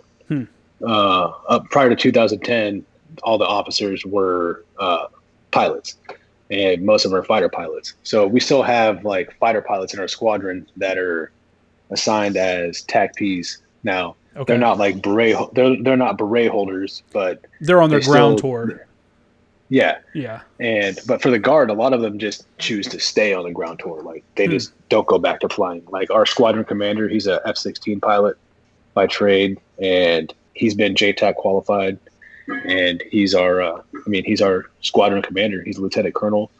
And then our number 2 in charge, who's the I guess he'd be the assistant squadron commander, the operations commander. He's lieutenant colonel now. He's a actual like enlisted TACP, and then became an officer, and all the way up to lieutenant colonel now. So that's awesome. That's cool. Yeah. What is an ALO, and what do they do? So an air liaison officer. So you have an ALO, and then you have a 13 Lima. So a 13 Lima is a TACP officer. So that's like a no shit beret wearing TACP. That's it. Just happens to be an officer. And then an ALO is an air liaison officer, which they do the same mission.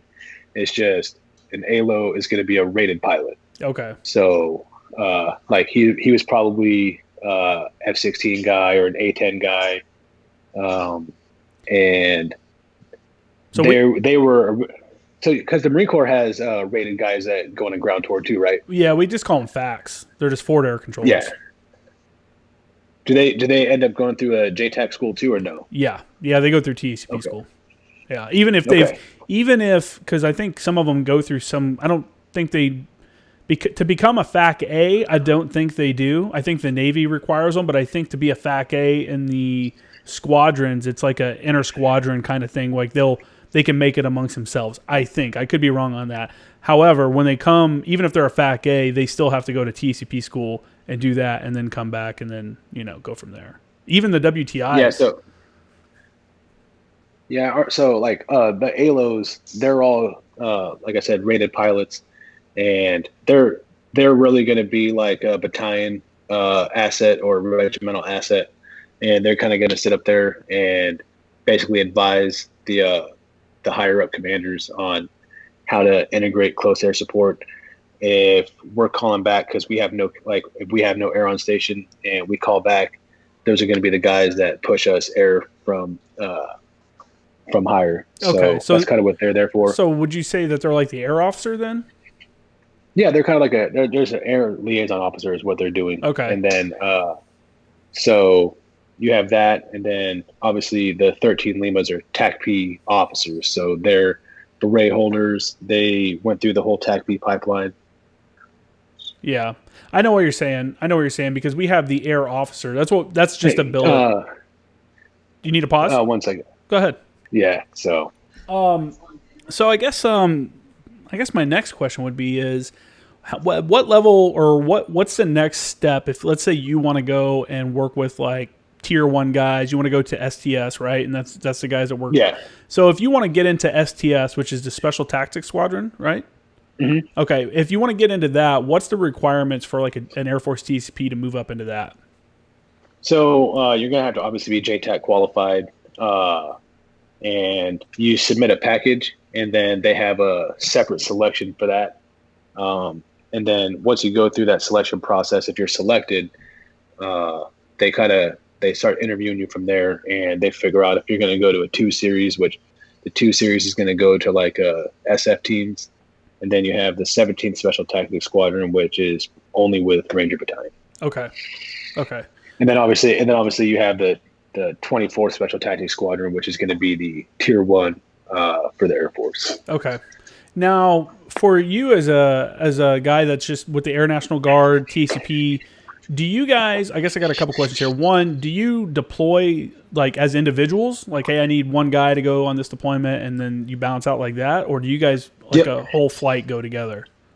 No, so they deploy us in onesies and twosies. We'll get taskings, and so it's kind of cool with the Guard because like the active duty guys, they're really kind of attached to like the units that they're supporting.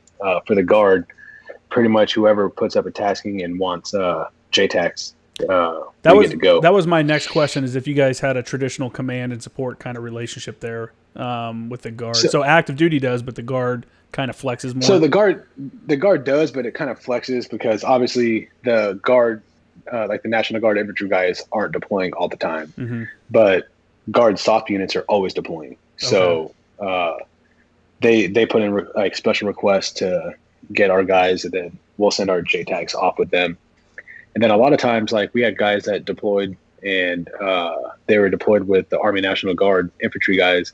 And then once they got in country, some of the higher up teams were like, "Hey, we need a fucking JTAC right now," and they're like, pull them. "Deuces." That's sick. And yeah, so they ended up with those guys, and they did the bearded cool guy shit for the rest of their deployment. I know some Anglico guys that got to do some stuff like that as well. That's the thing about Anglico is, so for the non-Anglico like listeners or people that aren't aware, Anglico is Air Naval Gunfire Liaison Company, and their traditional role is to work with not the Marine Corps. Basically anyone that the Marine Corps is supporting with fire support assets, which a lot of times, like 2nd Anglico, a traditional command support relationship would be them sending guys out with the 82nd Airborne. Like during the 90s and stuff, it was like during the Cold War, that was a big deal. Like if 82nd Airborne was jumping into somewhere, like Just Cause or whatever they did in Panama, there were Anglico guys that jumped in with them. And they would do that. So Anglico supports... we bring fire support personnel to like a British, the Royal Marines, so that they can use American air assets and stuff like that. That's like the Anglico mission. And a lot of times, you get guys that go in country, and some guys will get tasked with going out on convoy security patrols and doing that kind of shit to be the air element there. But then, like you said, they'll be like, hey, we need a JTAC, and they'll grab a guy, and he'll go out with task force whatever, and you'll see him, months later. He's gone. Yeah, he comes back with later, a beard. He's got a beard and dreadlocks, and you're like, "What the fuck? Where have you been?" It's a been twisty cool, handlebar mustache. Yeah. I think too cool for you, man. Can't talk about it. So that's the kind of, and when the global war on terrorism, when Iraq was really big, Anglico was really big, working with like SEALs and stuff like that. That's when they did a lot of their like special operations work. And it's cool going to, I don't know, I'm sure you guys have like a bar or like a heritage room kind of deal where you guys can hang out and seeing like the pictures of guys working with these cool dudes and just doing cool shit. Yeah, so when GWAT first kicked off, he's retired now, but Sergeant Wilburn, he was just a super badass, and he was one of the first conventional TACPs that got assigned to a SF team, and he's just like the nicest guy, like super Southern church going, like the nicest guy. As an E8, he was still sweeping the floor and wouldn't let you take a broom from him. Like, just all around nice guy. And like when you sit there and read his Bronze Star citation, you're like, this guy is a stone cold killer. Yeah, that's crazy. So it's crazy to see. Like, I think that's what is so appealing to me about the TACP community as a whole is I might go deploy tomorrow. Well, not tomorrow, obviously, but I might go on my next deployment as a JTAC, and you never know who you're going to be supporting. You could be sent there to go sit in the talk, and then somebody walks in the talk and they're like, we need a JTAC. And the next day you're out the door, man. Grab your shit. Yeah. And and that right there kind of like drives home the reason that guys need to be ready, because if you get pulled for something like that, let's say you're like, fuck, man, I'm going to be working in the talk. This sucks. And you go and you're just like, whatever. And you kind of BS it. And then you get called up, hey, fucking, your name gets called. Come up. You're coming to the big leagues to go do big missions. And then you go out there and show your ass. You can't program your radio, or you forget a piece of gear. You make the whole career field look like shit. You make the career field look like shit. You make it harder. Yeah, you make it harder for guys in the future to get tasked with these kind of jobs. It makes those guys think like, why do we bring on attachments? We'll just send my guy to another school and let him do it. That kind of mentality starts to come into play and stuff like that. It's so important. And I think people forget about that. Like, there is a reputation within communities. Units have reputations and stuff like that. Mm-hmm. And the individual guys, especially in an important job like a JTAC or a JFO or something like that, you could fuck up a reputation real bad. And it's a small community too. So if you're an asshole, then a lot of people are going to know you're an asshole more than likely. So, I was talking to somebody the other day, and I think the entire Air Force special warfare between active duty and guard is like under 3,000 people. So, I mean, that's pretty intense. Yeah, and so my only comparison would be like at Anglico, the entire unit's 160 people, right? There's 4 teams of 19 guys that deploy out of those 160 people. And so out of, what is that, 1938, 76 people. 76 people, man, and if a couple of those are assholes, they could go out and ruin the reputation for the unit. But overall, we had a pretty good one. I think, we did windows. We'll come out and do work for whatever it is, even if it's a dry fire shoot, we'll come out and do it just because we like working. But I would also, one other thing before I'd like to shift gears to talking about you doing firefighting and stuff like that. But before that, do you want to kind of describe what a ROMAD is? And like, let's say if someone is listening to this and they haven't joined the military and they want to go into the TCP program from the beginning, kind of explain that first couple years, because you're a senior guy, so you kind of explain what it is as a more senior guy and that stuff. What does a ROMAD do, and who are they? So ROMAD is actually kind of like an old term now, but it stood for radio operator, maintainer, and driver. Mm-hmm. So prior to the way that the TACP community shifted, there was the guys that were not JTAC qualified, and they drove the JTAC around. They programmed his radios. They did everything for the JTAC. Is a quick little like history lesson. Before TACPs were a career field, you had the fighter pilots who were on a ground tour in Vietnam, and they needed an enlisted guy because obviously officers can't do anything for themselves. Obviously. So since the officers can't do anything for themselves, they had a ROMAD who basically maintained their radios, maintained their vehicle, programmed their radios, and did everything. And that's where the term ROMAD came from. And then as of a couple years ago, all TACPs have to become JTAC qualified. So by the time you graduate the schoolhouse, you have like a 2-year window now to be a JTAC. Otherwise, you're gone. Really? So booted out of the community or out of the Air Force? Out of the community. So like if you just now, obviously some guys take longer to train. So if they can't make it through QC or they fail JTAC QC and they have to go back through, they're obviously going to get a couple chances. But if you just can't become a JTAC for some reason, then you're out of the community. Yeah. You're out of the career field. So a ROMAD's kind of a thing of the past now because everybody has to be JTAC qualified. Gotcha. So actually the way the pipeline's going now, I don't know if this change has taken place yet or not, but the new vision is basically you go through the TACP schoolhouse, you go to Airborne, you go to SEER, you come back, and then you go to what's called the FTU, which is like the field training unit or whatever, and they're going to train them all the way up to JTAC QC, like getting like all their pre-IQT stuff knocked out that we talked about earlier, and then they're going to go to JTAC QC before they even go to their first duty station. Okay. And they're going to be JTAC qualified, showing up to their first duty station and ready for their initial eval. That's crazy. I don't even like. Yes. We sent, so that kid I was telling you about earlier, I said didn't get designated. he was in a group of guys that were the first time we ever sent corporals to TACP school. And they sent them because there was just no one else to send because mismanagement, in my opinion, mismanagement in the 0861 community and sending our JTACs to go be fucking recruiters and shit like that. We were shorthanded, but I digress. Anyway, this dude was a corporal, and I see that, I was a lap mover, right? So I came over there as a sergeant, and I had to do it at that time. I had to do a deployment before I could even go to TCP school. They're like, you have to go be a fire support man first, and then we'll look at you for TCP school. Now so they that's just like, so that was everybody. like that was like the Marine Corps. That's like the Marine Corps' ROBAD then. Yeah. Like your JFOs, I would say. Your JFOs. Yeah. So for an 0861 for a fire support man, you go to Fort Sill, Oklahoma. You do 6 weeks there, and then you would go to Coronado, and then you go to artillery for Fort Sill. Then Coronado would be naval gunfire. They're changing that. Those poor bastards now, they no longer get a free trip to San Diego. I think they're combining all of it at Fort Sill in Oklahoma, so no longer getting to go out there. But so then you do another 4 weeks of naval gunfire, and then you come to your unit, and then once you're at your unit for about a year, you're like a more senior lance corporal. That's when they start looking at guys for JFO. They're like, all right, now you're qualified. You can go to JFO.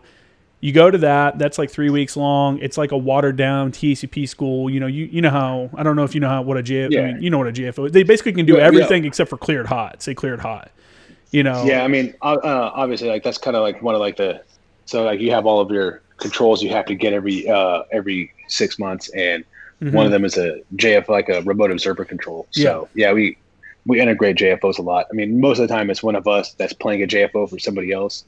But see, we always have a ton laying around, like they do a lot of times. They're the ones that will be setting up the gear. Like when we get to an OP, they'll be the ones that set up like the lasers and shit like that, because you're trying to get them to get that hands-on experience, because the assumption is once you've been a JFO for a little bit of time and you've getting promoted to sergeant, or you're almost a sergeant, that's when we're going to start screening you to go to TACP school. And then you go to TSP school, come back, and you'll do 3 years as a JTAC. I got lucky and went from an advisor team as a JTAC to Anglico, which extended my time for more than 3 years. But that's like kind of the minimum obligation. But that's badass that you can go like that, though. Dude, some guys, I don't know how they work it, but they spend their whole time bouncing between Anglicos.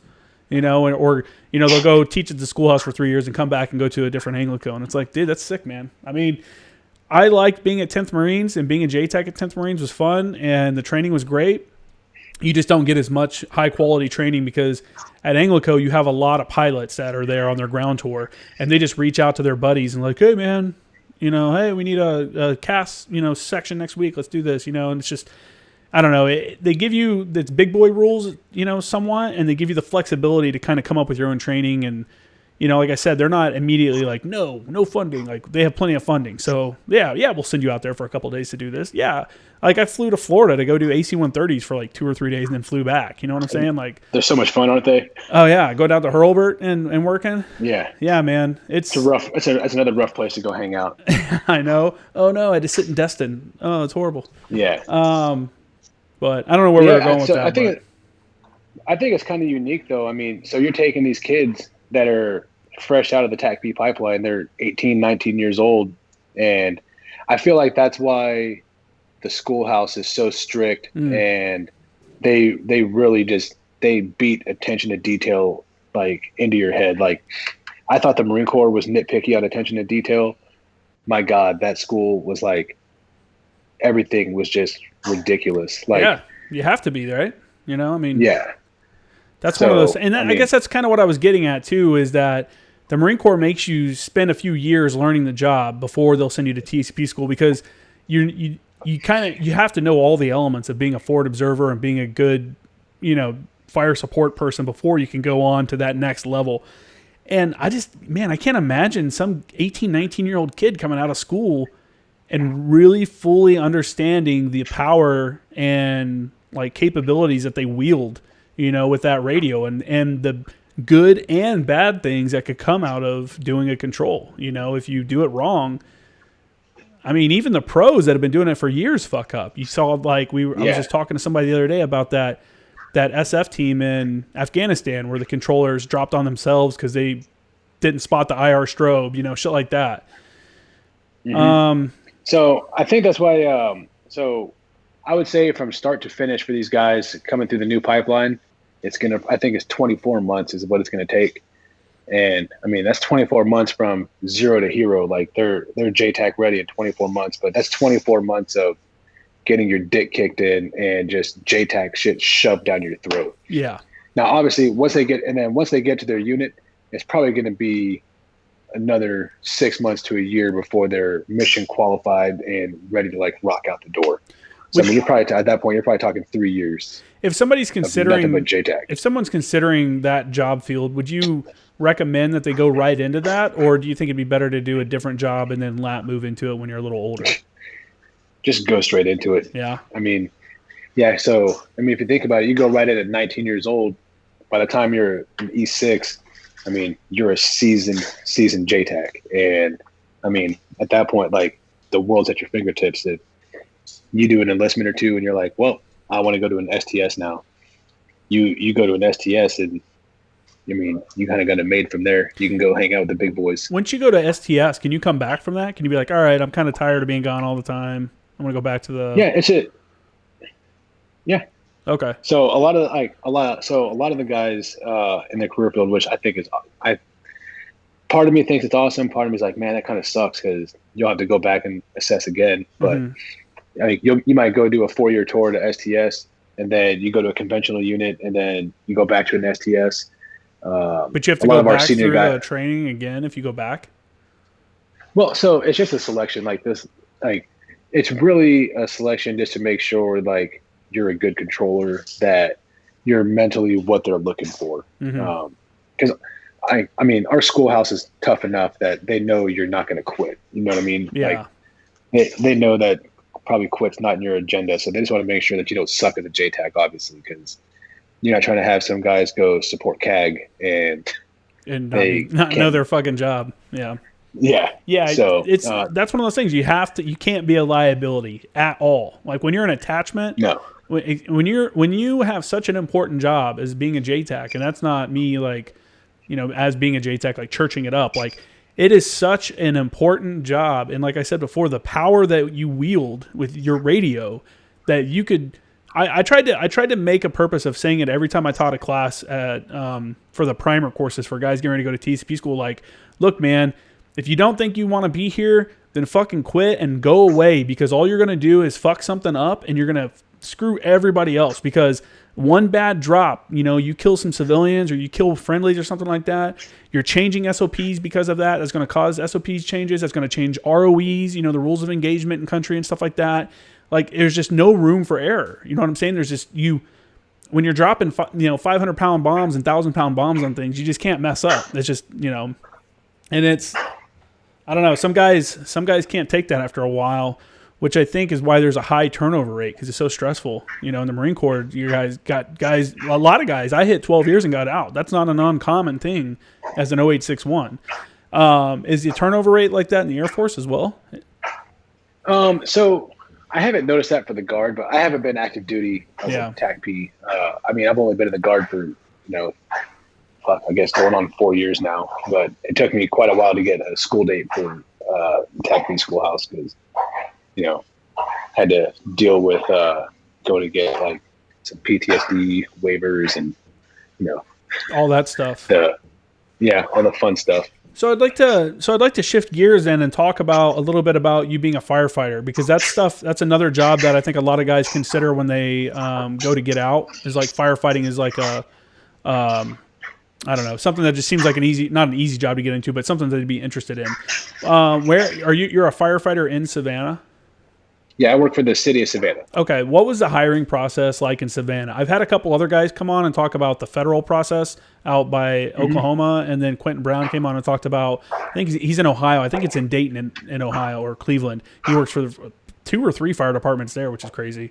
So he's kind of talked about that. So if you could kind of talk about like the hiring process and how long it took for you to become a firefighter, and what your department was looking for when they were looking at candidates to hire. Oh, absolutely, man. So first, if anybody that's listening is wanting to be a firefighter, Savannah Fire is actually hiring right now. And as a veteran, you have a really good chance, because obviously we're in a military town here. So veterans get really, really good looks as far as the hiring process goes. But so the first thing I had to do was obviously go on the savannahga.gov website, and I actually just set up a like little reminder when I was getting out. I was like, hey, as soon as they start hiring, send me a reminder. So I set a little thing on there. They sent me an email, told me they're hiring. So I went online, I applied, submitted my resume, and then I didn't hear anything for probably 2 or 3 months. And I was like, well, I guess that's out of the question. And then I got an email randomly saying to come in and take the written test. So I was actually in the process of getting out of the Marine Corps. I had already came back from Okinawa. I was on like 45 days of terminal leave when I got called for the written test. So I went and took the written test. I passed the written test. It was like a 3-hour long like written test. It was miserable. Yeah. It was basically like taking the ASVAB again. It was basically kind of like what I equated to. Like there's a math section, reading comprehension section, and there's like you got to draw through a fucking maze to like see if you can read a map. It was like nice. So much stuff. And then so once you get through that, the next portion was candidate physical agility test. CPAT is what they call it. And guys listening, they can just kind of go on YouTube and look up CPAT, and it's like 5 minutes on the Stairmaster, and then you go like through this like obstacle course. It's like 10 minutes long. It's not that hard. If you're in decent shape, it's not bad. If you're sitting on the couch and eating potato chips, it's going to be kind of suck. And then once you get through that, you go through like an oral panel interview board, and like the chiefs like sit in front of you. It's kind of like a promotion board for the military. And you just kind of sit there. They ask you questions, and then they're like writing stuff down. From there, they make their picks, and then like Savannah and most cities, they put you through their rookie school. So the rookie school is, I think it's 24 weeks now. They put you through the fire academy portion, and then the last month is, or last 6 weeks is EMT training. Okay. Do you get paid that whole time that you're in this training? Yeah, you get paid the whole time.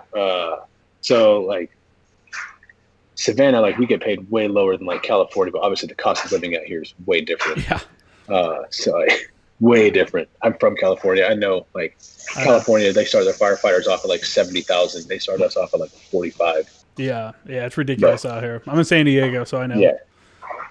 Oh man, you should go to the, before I lose track.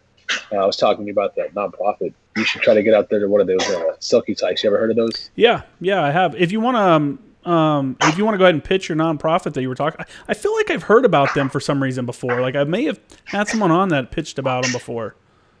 You might have. I mean, a lot of veterans like going out there because, I mean, you know how it is. You get out of the military, then you're like, God, dude, civilians suck. Yeah. And you start hanging out with all these civilians. You go to work. Luckily for me, I work with a bunch of guys that are military vets, like guys on my crew. One of the dudes is from Ranger Battalion.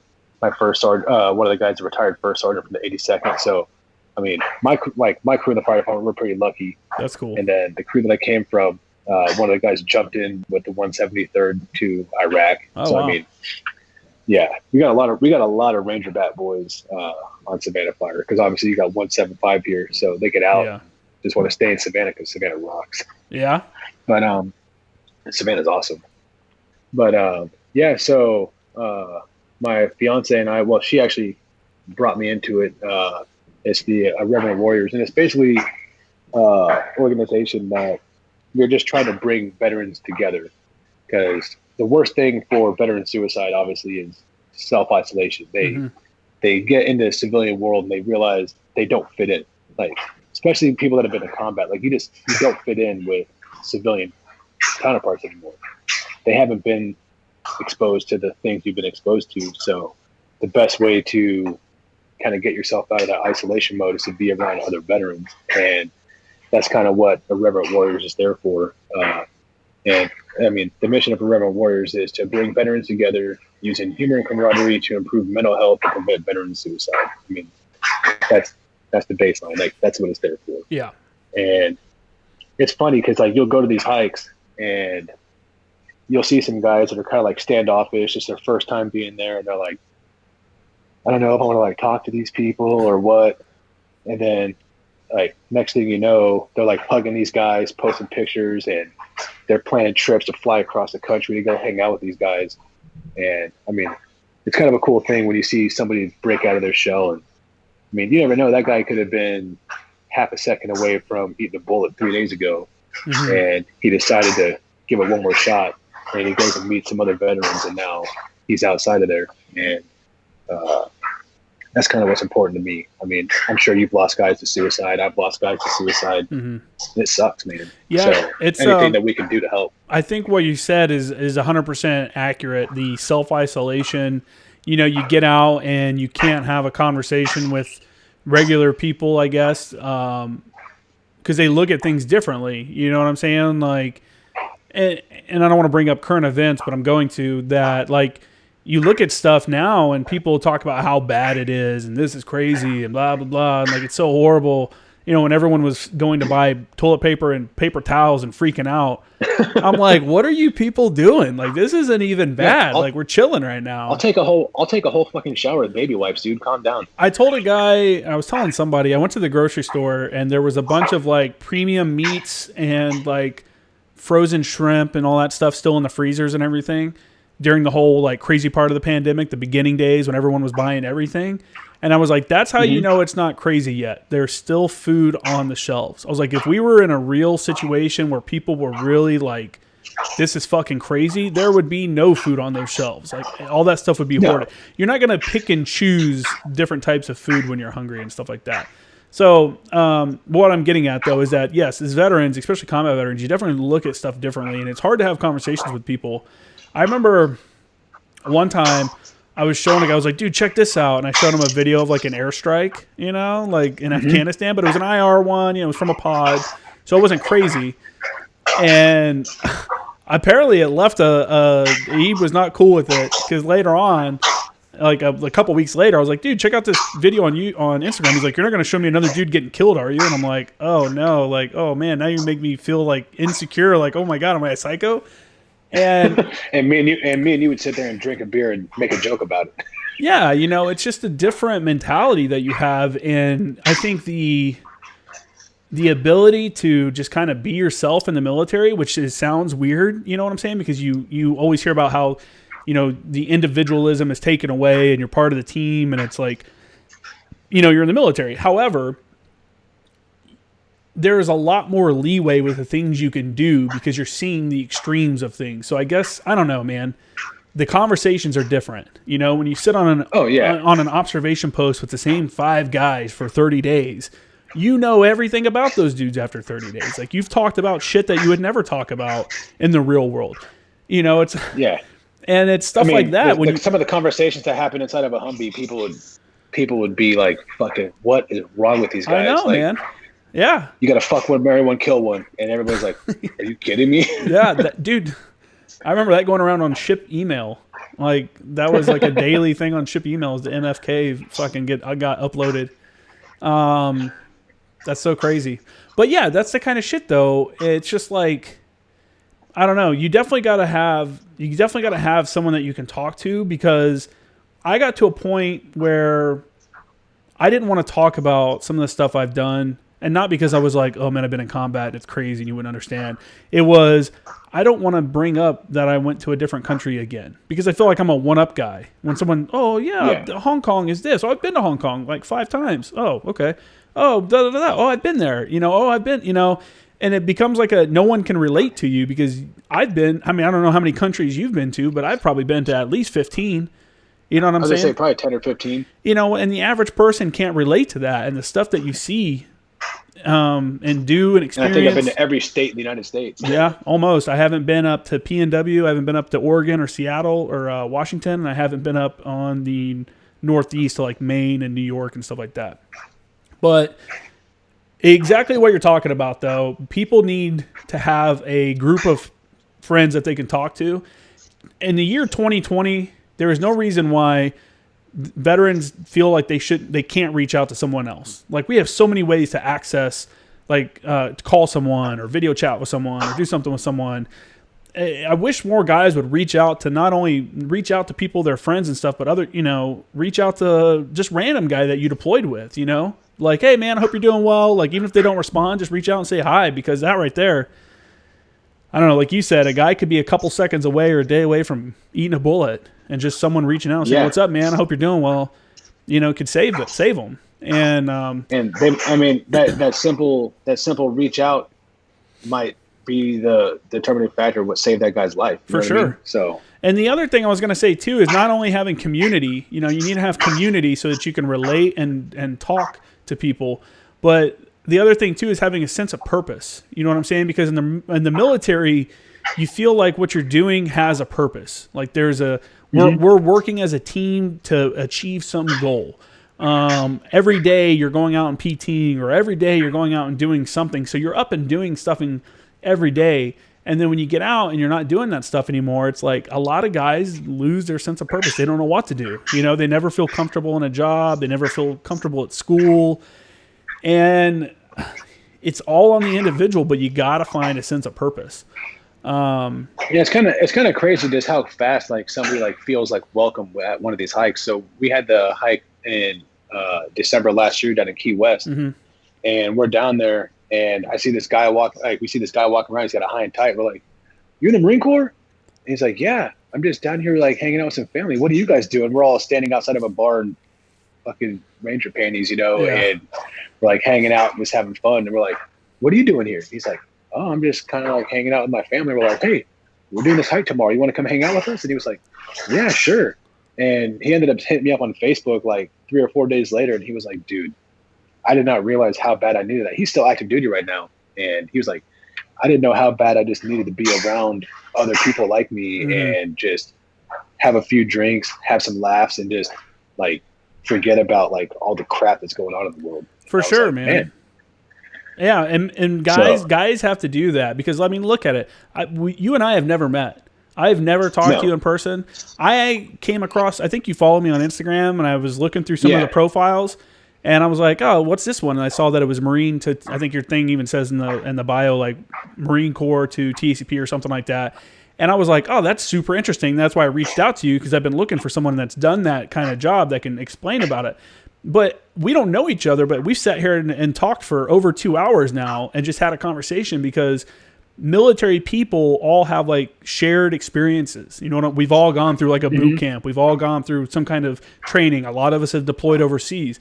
So we can discuss these things, whereas the other 99% of the population, they can't relate to that, and they can't understand the feeling that you get when you graduate from Parris Island, and your drill instructor gives you an EGA. Like, I'm getting goosebumps just thinking about it. You know what I'm saying? Like, that's a completely different thing that most people never experience in their lifetime, and it's tough to walk away from it. And a program like you're talking about, where you're getting these groups of people together, I think is an awesome opportunity that guys should take advantage of. How can they look your organization up, or see when there's like meetings and stuff? Yeah, so they just go on IrreverentWarriors.com. They'll be able to look up the event calendar. You're going to have some coming up towards you. One in Oceanside coming up soon. I think there's one in San Diego. And then like my fiance and I, we're the coordinators for the Savannah hike, which will be on September 19th. It was supposed to be in April. COVID kind of messed that up. But September 19th, we're going to be having it here. And actually my motorcycle club, the Wingman Motorcycle Club, will be actually helping sponsor the event. And it's going to be a good time. Last year we had like, I think it was 250 people, and it was like during a tropical storm. So nice. We've already had like 350 people say that they'll be at this one, like on the Facebook group. So it should be pretty interesting. Yeah. That's awesome, like, dude. Go ahead. No, they say like people ended up hanging out at the clubhouse last time, the after party, until like 7:00 in the morning. I was like, oh my God, like they're never going to go home. Yeah. But everybody's just having such a good time. Like, I mean, you had people in there singing "Blood on the Risers." Like, nice. It was a blast. The Marines aren't going to know that song, but the Army guys. No, well, unless they're airborne. Yeah. I mean. Yeah, man. No, I think that's great, and I think like you said, that's the kind of outlet people need. I think VSOs are supposed to be that, the veteran service organizations like your VFW and the American Legion. but they have like a stigma attached to them. It's like a bunch of old dudes hanging around smoking, in the bar, and like, Yeah. and a lot of guys, I get it. I understand why guys don't want to do that. I joined once when I got back from Afghanistan. They gave me a free membership for a year, but I haven't gone back. I've considered it though, because I want to be around those kind of people. I am lucky enough where I decided to do this podcast, so I get to meet and talk to, people, my friends all the time that are veterans and stuff like that, or guys I served with, but guys like you that I don't even know, and I get to learn more about, your job and stuff like that. So for me, this is my sense of purpose, and this is kind of like my outlet, because I don't talk to any other military guys. I got my buddy Michael Farrell that lives down the road, but he works a regular job. I'm in school full time, so we see each other when we can. Yeah, I mean, you're in San Diego. There's all kinds of people that go to those silky hikes that are right there in San Diego area. So you should try to look it up on the website and go find you one. You might find some more guys to hang out with in San Diego area. For sure, man. I'll check it out. Yeah, I'll definitely check it out. And then I guess I'm gonna go ahead and we're at just over 2 hours, so I guess we'll end the podcast here. Is there anything else that you want to? Any last minute advice you want to give to anybody that may be looking at Air Force TACP or even firefighting before we get off here? Shoot, man, we've talked about so much. But I mean, if anybody's interested in becoming a firefighter, like the first thing I did was I went and Googled this book. I think it was called Smoke Your Firefighter Written Exam. And it kind of basically told you what to study and how to study for. It was kind of like I said, it was like taking the ASVAB test. And then once again, even going through the fire academy, you're back to sucking again. And then you hit the floor as a firefighter, and you quickly realize that you didn't know shit from the fire academy. And I mean, so like Savannah Fire, I feel so lucky to work here because, I mean, per capita, we probably run some of the most structured fires in the entire United States. I mean, really? Like, yeah. That's crazy. This city burns down a lot. It's because we have old buildings. Yeah, that's true. I mean, old structures. They've been there since the 1800s. So you have old wiring. You have balloon frame construction. So if a small little fire starts in the basement, it shoots up the side, and that building's up in flames quick. Yeah. But I mean, Savannah Fire is an ISO Class 1 city, so that's like the highest rating that you can get as far as like the insurance. So ISO is like the Insurance Safety Office. That's basically who determines like how effective your fire department is and like how low your insurance is going to be. So having an ISO 1, like LA Fire is the ISO 1, means you're putting guys on scene, enough guys on scene, and yeah, it's kind of cool to work for a department that like puts so much time and effort into like being accredited and like being all around solid fire department. Good at their job. So yeah, it's always everybody's awesome at their job. It's always more satisfying when you work somewhere where people want to be there and like people care about their quality of work and stuff like that. And in a public service like firefighters, that's probably one of the most selfless jobs I think people can do. And I think knowing that guys are out training and doing the right stuff to try to come save you in that dire moments. That's great. That's awesome. And I appreciate you for doing that. It's a tough time right now for all public servants, in a lot of places across the country. So hopefully it's not too bad for you guys out there. Whenever you guys have any kind of silky hike events or anything like that coming up, man, feel free to shoot them over to my Instagram page and I'll post them up on my stories. That way people help get the word out for you guys. And, awesome. Yeah, man. And I'd like to, maybe we'll set up another interview after your hike in September or something. You can tell us how it was and stuff like that. And we'll catch up with what you're doing and stuff. Yeah. And I mean, if you really want to learn about, like Irreverent Warriors as a whole, my soon-to-be mother-in-law, she's the president of the organization. Okay. She's an Army veteran. My soon-to-be wife is an Army veteran. She was in the 82nd Airborne. Those two are like the go-tos for talking about Irreverent Warriors. So, I mean, if you want to get one of them on and really learn about like veteran suicide, I mean, my fiance's dad committed suicide. That's kind of what brought them to. He was a Marine veteran, and that's kind of what brought them to the whole thing. So that's tough, man. Yeah. So I mean, their whole family is like really involved in it. So cool, man. If you ever want to get one of them on, I'll set that up for you, and for sure, it'd probably be a good thing. Yeah. For sure. Well, I appreciate you coming on the Former Action Guys podcast. I hope you enjoyed it. Like I said, we'll get back together sometime. If you want to throw out your social media handles, some people do, some people don't. You can put them out there now. Yeah, so my Instagram is going to be firefit9339, and if guys have questions about becoming a Air Force TACP or JTAC questions, they want to be firefighters, they can hit me up, and I'll answer any of their questions. I'll even get them in contact with a recruiter if they need to. So Sounds good, man. I know a couple of the special. Yeah. Thanks again for coming on the show, and enjoy the rest of your evening. This will be out probably tomorrow or the next day. Yeah, just shoot me a message whenever it's out, and I'll even post it on my Facebook page and Instagram page and stuff. Will do, man. I appreciate it. Have a good night. You too. Appreciate it. Later. Bye.